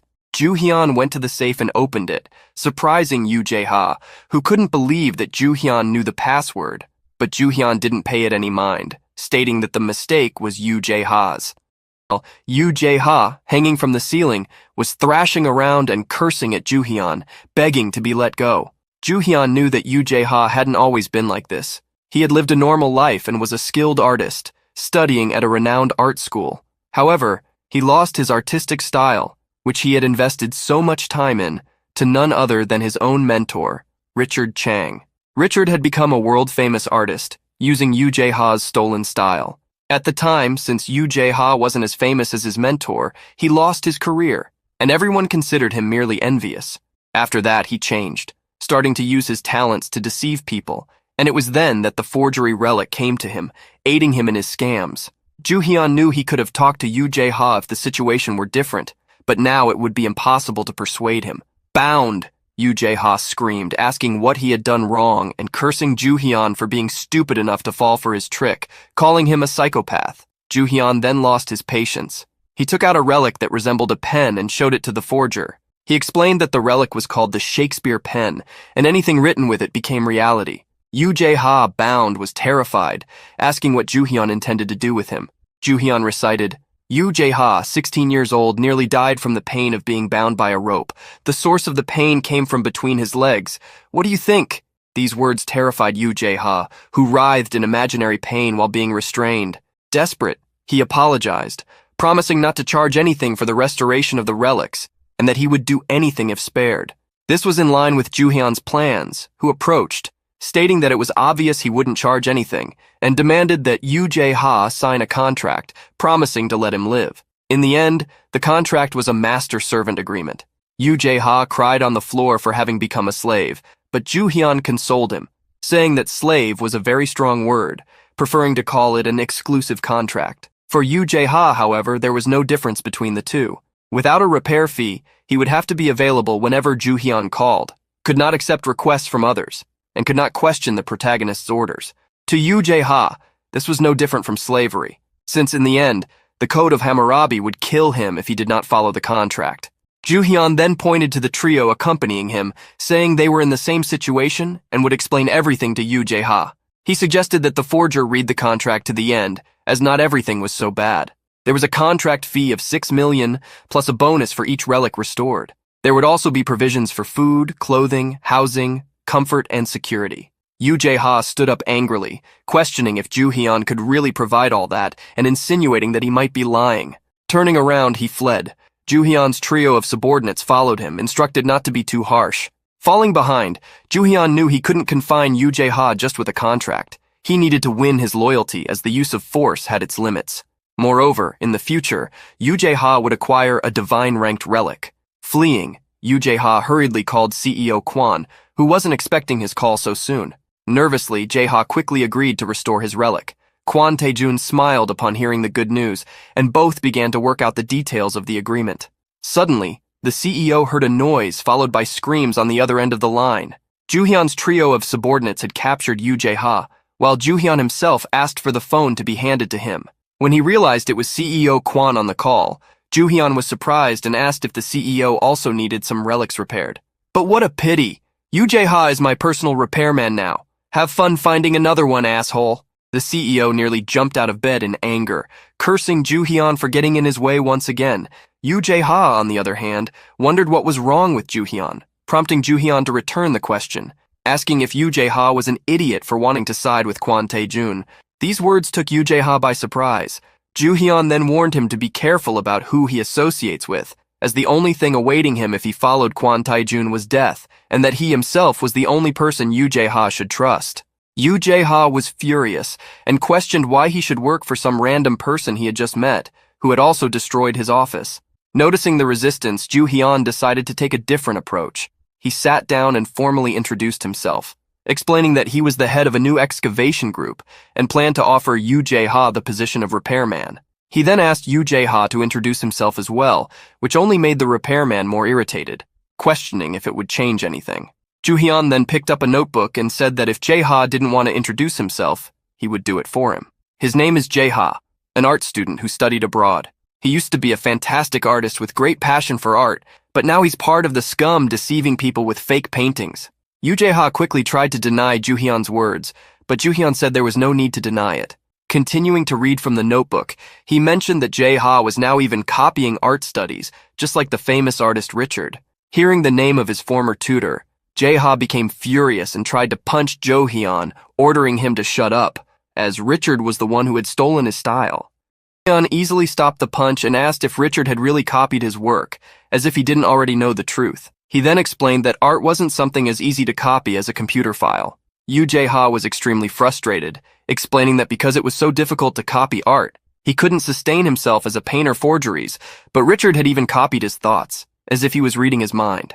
Joo-hyun revealed that this was possible, surprising Jae-ha. He explained that since Jae-ha had used relics before, he should know that it could be done with the help of a relic. Joo-hyun then revealed that Richard was also a relic user, and his power was to transform into the person he desired, perfectly copying that person's knowledge and skills. Yoo Jae-ha shouted, asking how Joo-hyun could know this, and Joo-hyun simply replied that he had extensive knowledge about relics.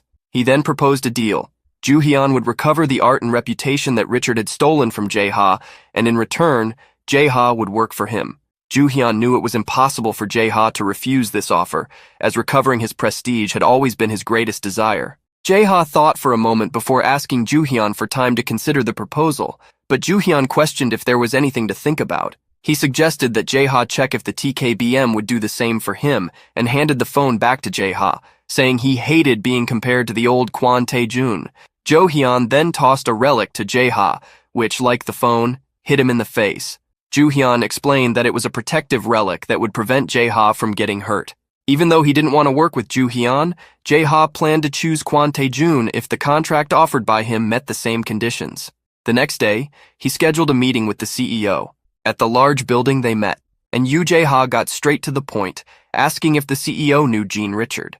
With the CEO's confirmation, Jae-ha stated that the man had taken everything from him, using a relic to copy and gain the reputation that should have been his. Jae-ha then made a proposal. If the CEO exposed Richard, he would sign a contract with TKBM. The CEO laughed and called Richard, explaining the situation. In fact, Joo-hyun already knew this would happen, as in his past life, the CEO and John Richard were very close, both being members of Pandora. During the meeting, Richard laughed on the phone and threatened Yoo Jae-ha. The CEO asked him to remain calm, assuring him that he would handle the matter. When Yoo Jae-ha turned to leave, the CEO told him to stop. Suddenly, a security guard rushed in and applied a chokehold on Yoo Jae-ha. The CEO ordered them to be careful, as Jae-ha still had work to do. While Yoo Jae-ha shouted that it was kidnapping, he pulled out the relic that Joo-hyun had given him, but nothing happened. Kwon's thugs were about to kick Yoo Jae-ha, but at that moment, Joo-hyun appeared, knocking down the thugs with swift kicks. Everything, from allowing Yoo Jae-ha to find the CEO to saving the poor repairman, was part of Joo-hyun's plan to have Yoo Jae-ha willingly stay by his side, although for some reason, he now had a look of admiration. Yoo Jae-ha questioned what had happened. Hearing the question, the protagonist replied that it was a rescue operation while telling Jae-ha to get up. At that moment, Kwon Tae-jun, who was behind him, was furious to see that the protagonist had shown up again.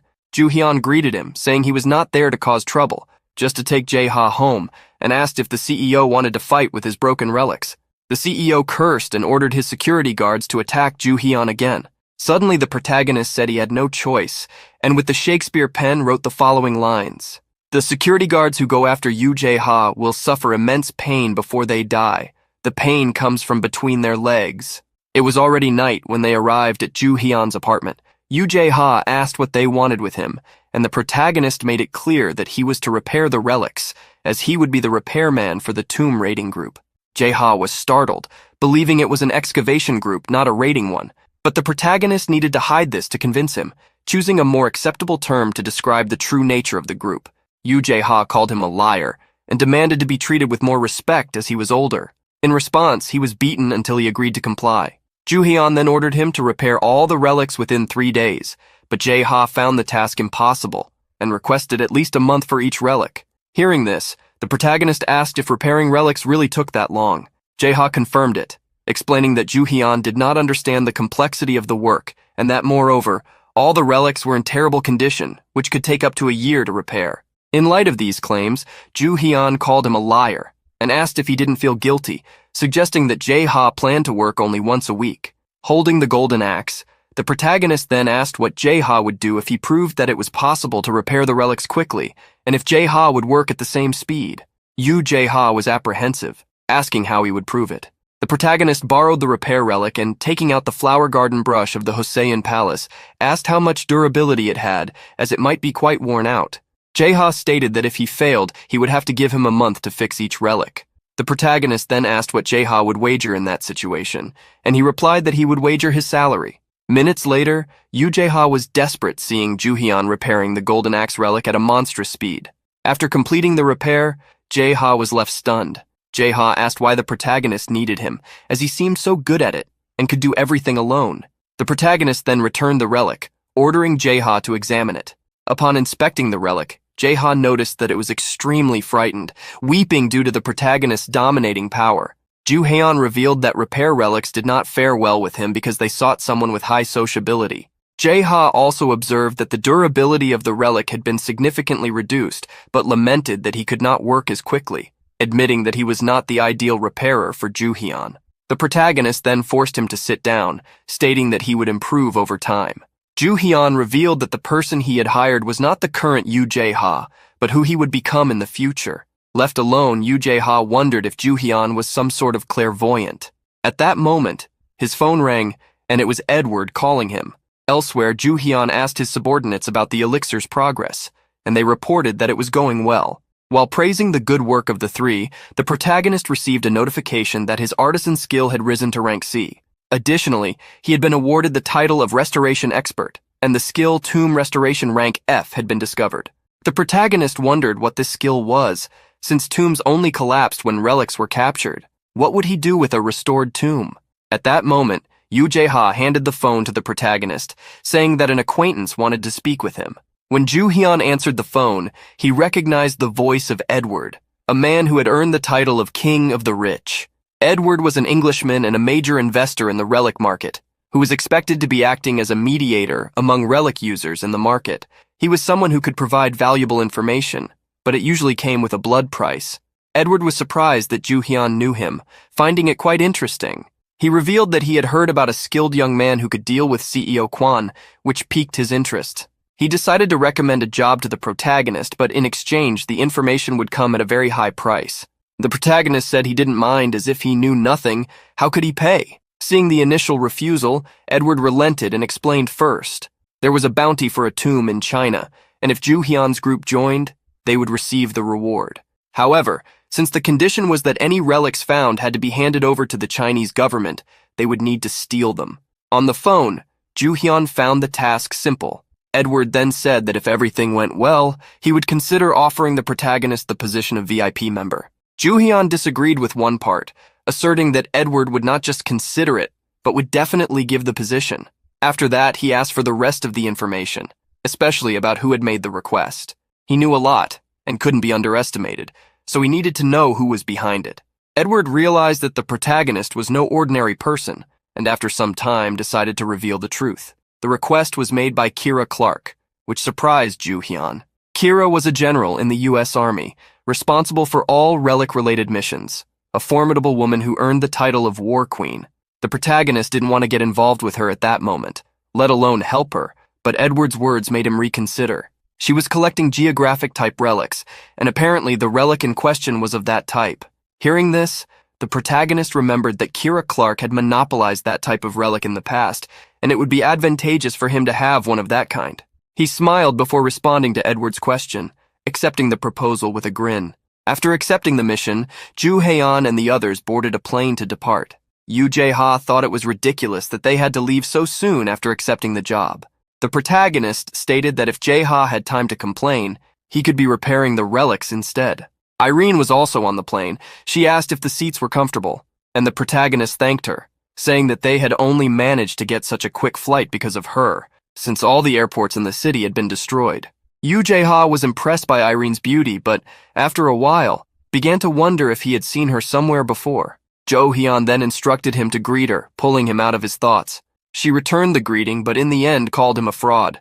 The protagonist gave a mocking smile and revealed her identity, saying that if he had any issues, he should address them immediately, as they would be seeing a lot of each other from then on. The sudden revelation frightened the repairman, who lowered his head and begged not to be handed over to James Hilton, Irene's brother. She agreed, but at that moment, the protagonist approached her and advised her to threaten Jae-ha a little more. He revealed that Jae-ha was a lazy guy who wanted a month to repair each relic and only thought about avoiding work. Hearing Ju Hyun speak ill of him, Jae-ha started to cry. On the other hand, Irene sincerely asked him to work, as Ju Hyun was an important business partner for her, and if he did, she wouldn't report him to her brother. Ju Hyun then asked her not to be too harsh with Jae-ha, as he would be an important part of the plan to solve her problem. He also mentioned that she would need to learn how to use relics with them. He revealed that her relic was of the parasitic type and lived inside her body, so it wouldn't be possible to remove it completely. Therefore, the best course of action would be for her to learn how to manipulate it. Meanwhile, they would look for a permanent solution, but should do what they could for now. Ju Hyun explained that he himself used domination, while Yoo Jae-ha used socialization to control relics. She would need to learn both methods. This way, even if it was difficult for Irene to suppress her own relic due to its strength, she could minimize the issues. The next day they arrived in Macau. Looking at his phone, Yoo Jae-ha noticed that all the stocks they had bought were falling. The protagonist then advised him not to buy anything else for a while if he didn't want to go bankrupt. 2/3 of Macau had already turned into a tomb, and the entrance was near Taipa Island. The bridge leading to the island was compromised, so they would need to go by boat. The protagonist then wondered if the tomb's relic had any connection to boats. Suddenly, people began to scream. All the excavation groups were being robbed, and their relics were disappearing. A notification appeared for Ju Hyun, alerting him that a thief was after his relics, but he wasn't fast enough to prevent 3 of them from being stolen. However, the thief left behind the most useful one, the rope. The protagonist then instructed the rope to go after the thief, and it became extremely excited about the prospect of playing with someone. Yoo Jae-ha asked the protagonist if he had been robbed. Ju Hyun confirmed but said that if the thief couldn't teleport, they wouldn't be able to escape the rope. Suddenly they heard noises coming from the women's restroom. Yoo Jae-ha initially hesitated to enter, but Ju Hyun knew that the thief had gone there. Entering the restroom, they found a person tied up by Ju Hyun's rope relic, struggling to free themselves. The protagonist looked at the girl, and the repairman, noticing his expression, asked if he knew her. Ju Hyun revealed that the girl was using the Medusa relic and that she worked for the American government, which surprised Jae-ha. He covered his eyes, asking if he would turn to stone if he looked at her. The protagonist told him not to be afraid, but Jae-ha pointed to her hair, which was behaving strangely. Snapping his fingers, the protagonist instructed the rope to bind her hair and told the girl that it was pointless to try anything. He revealed that Medusa was a beautiful woman, and since the relic bearer was just a little girl, she couldn't fully use the powers.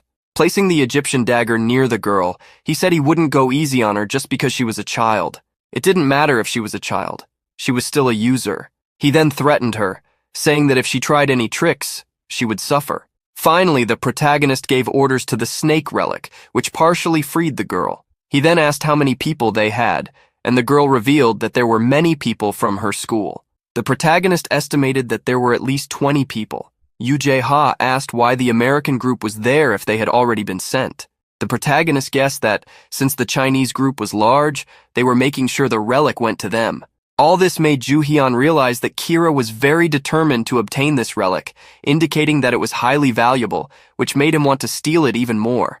Yoo Jae-ha then began arguing with the protagonist about the job, questioning whether they were going to do it or not, while the young relic user watched them. Eventually, the protagonist punched the repairman, stating that in paragraph 5 of the contract, pawns did everything the king commanded without question, making Yoo Jae-ha regret signing such a contract. The protagonist then thanked the girl for the information, stating that he better hurry up before someone got in his way. Picking up a relic, he planned to seal the girl's mouth so she couldn't say anything, but Yoo Jae-ha revealed that he hadn't repaired the relic in the protagonist's hand yet. The protagonist cursed him, saying that he had mentioned that this relic needed to be repaired as quickly as possible. The Code of Hammurabi had been damaged during his fight against CEO Kwon. He could use it, but not at full power. Approaching the girl with the relic's power, he said that if she betrayed them to her friends, she would suffer immeasurable pain. The same would happen if she used the relic. The protagonist then headed towards the bathroom exit, instructing Yoo Jae-ha to gather all the relics she had. The little girl thrashed angrily on the floor as Ju-hyun left. Sometime later, they had moved to another location. They couldn't waste any more time. Yoo Jae-ha then asked why they were heading to the tomb already, since they didn't have many relics repaired yet.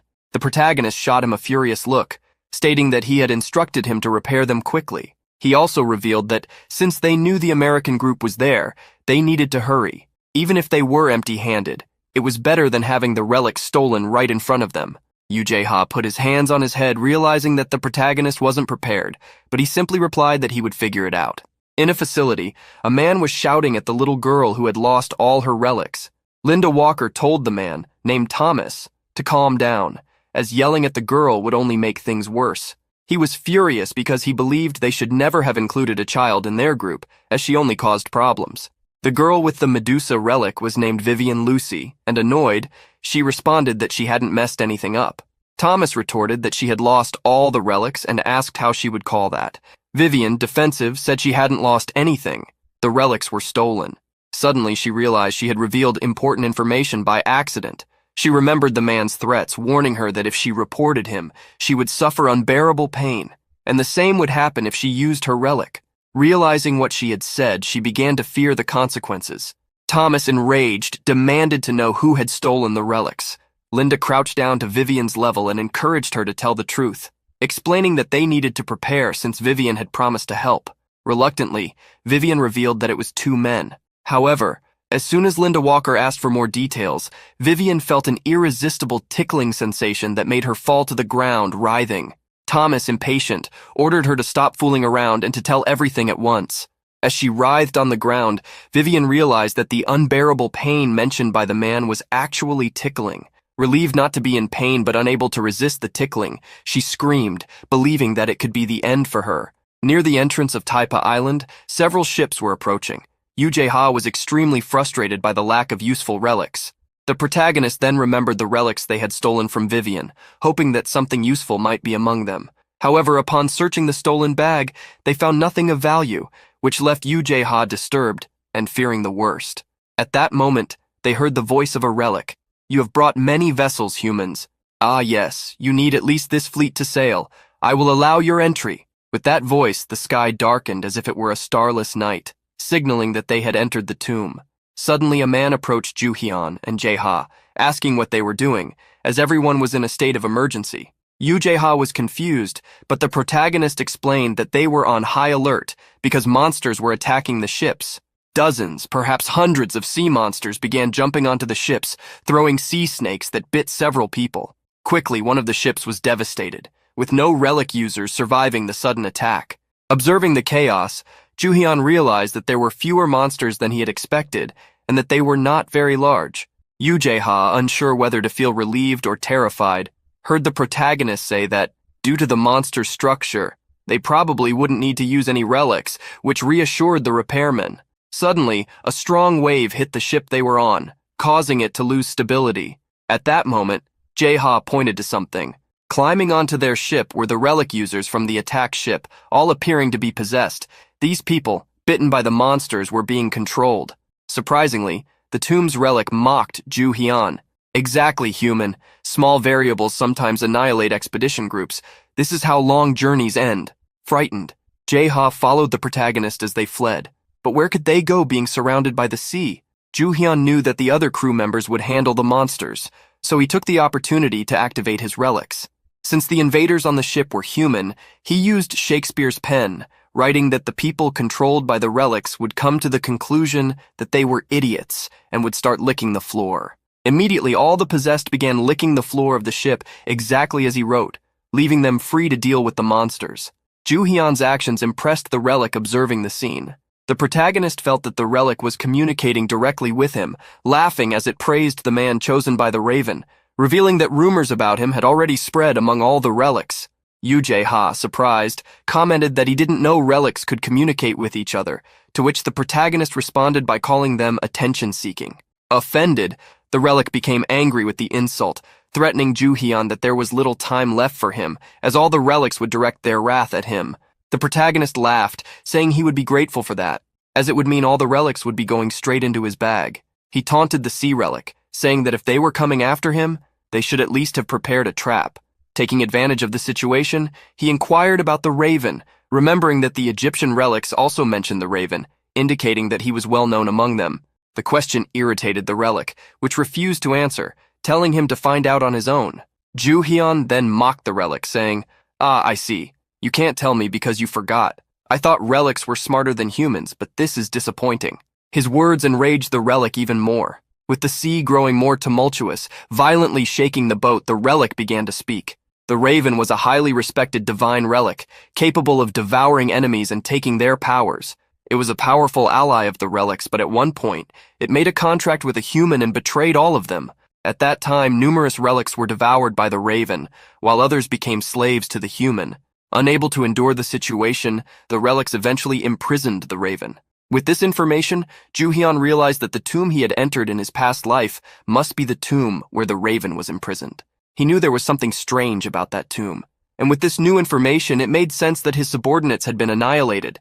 However, he still didn't understand how, if the Raven was so powerful that it could devour other divine relics, they managed to imprison it.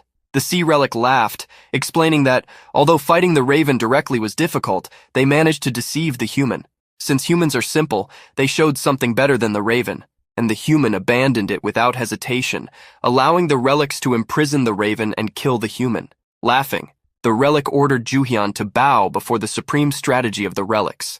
Joo-hyun simply observed the sea and then laughed, revealing that he did not care about their strategy, but that he had obtained valuable information. He was now wondering if he should ally himself with the Raven, and with this new information, concluded that the Raven would be a good ally. The relic became furious upon hearing the Raven referred to as a good ally, remembering that it had betrayed the relics for a human. Asking if Joo-hyun had been paying attention to the story, the relic threatened him, saying that if he sided with the Raven, all the relics would become his enemies. The protagonist, indifferent, revealed that he did not plan to befriend foolish relics. This statement was the last straw for the relic, which wished for his death and sent giant monsters to attack him. Enormous sea creatures with knife-like teeth emerged, ready to kill anyone in their path. The protagonist simply laughed, preparing to face the second wave.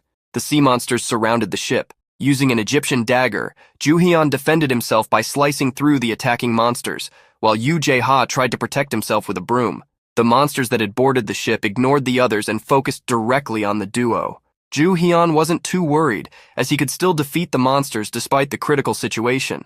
However, as he fought with the Egyptian embalming dagger, it finally broke after losing all its durability. With no other relics to fight with, he decided on the only remaining option, to run.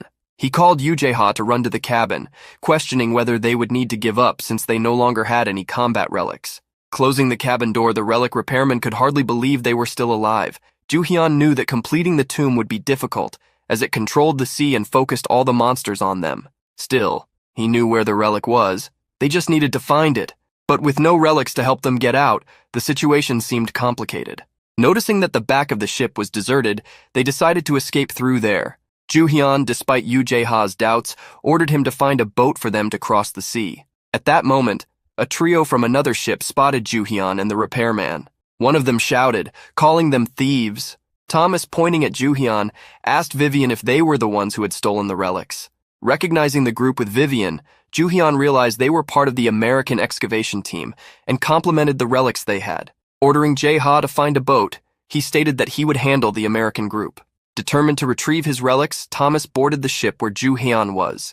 Joo-hyun mocked him, praising the relics Thomas had and asking if he would also part with them. Annoyed, Thomas attacked with a piece of iron pipe. Joo-hyun, while assessing the Class A relic Thomas wielded, countered with an elbow to the stomach and a punch to the face. Although Thomas was injured, he quickly recovered and resumed attacking with his relic, lightly hitting Joo-hyun and tearing a piece of his shirt. While the pipe seemed like a simple weapon, it apparently concealed a sword.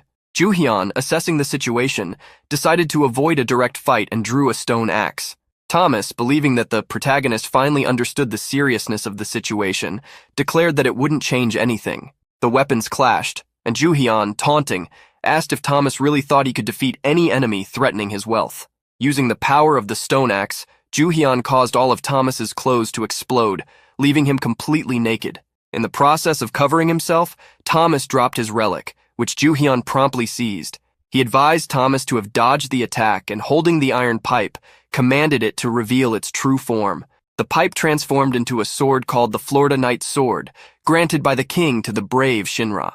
At that moment, Yoo Jae-ha called out to the protagonist, informing him that he had found a boat they could use. Joo-hyun then said goodbye to Thomas, stating that he would make good use of the sword. Thomas, furious and naked, began to curse at him, but soon had to worry about the approaching monsters. At sea, Yoo Jae-ha asked where they were heading, while Joo-hyun pointed the way. They had plenty of fuel and could travel far. However, before they could get away, ropes were thrown onto their boat. The American excavation team, which had rescued Thomas, was pursuing them. Joo-hyun then decided to take a different approach, sending a rope to restrain Linda Walker and throwing her into the water. Seeing the woman in the water, Joo-hyun advised that she be rescued quickly, as the relic had spread monsters all over the sea. Thomas ordered to turn the boat around to save Linda, while one of the excavators warned that Joo-hyun's group would escape, but Thomas didn't care, promising he would catch Joo-hyun later. Sometime later, the protagonist arrived at an island where the storm no longer existed. On the shores of the island there was a tree, where he claimed the relic was hidden. Stepping onto solid ground, he drew his new sword. The tree, surprised at being found, said that if Joo-hyun wanted to control it, he would need to make a sacrifice. But the protagonist, with a smile, asked what would happen if he didn't want to offer the sacrifice. The relic was even more surprised when he energized the sword and advanced toward the tree. As Joo-hyun requested the sword to show how sharp it was, the relic screamed desperately as it was struck with a powerful diagonal blow.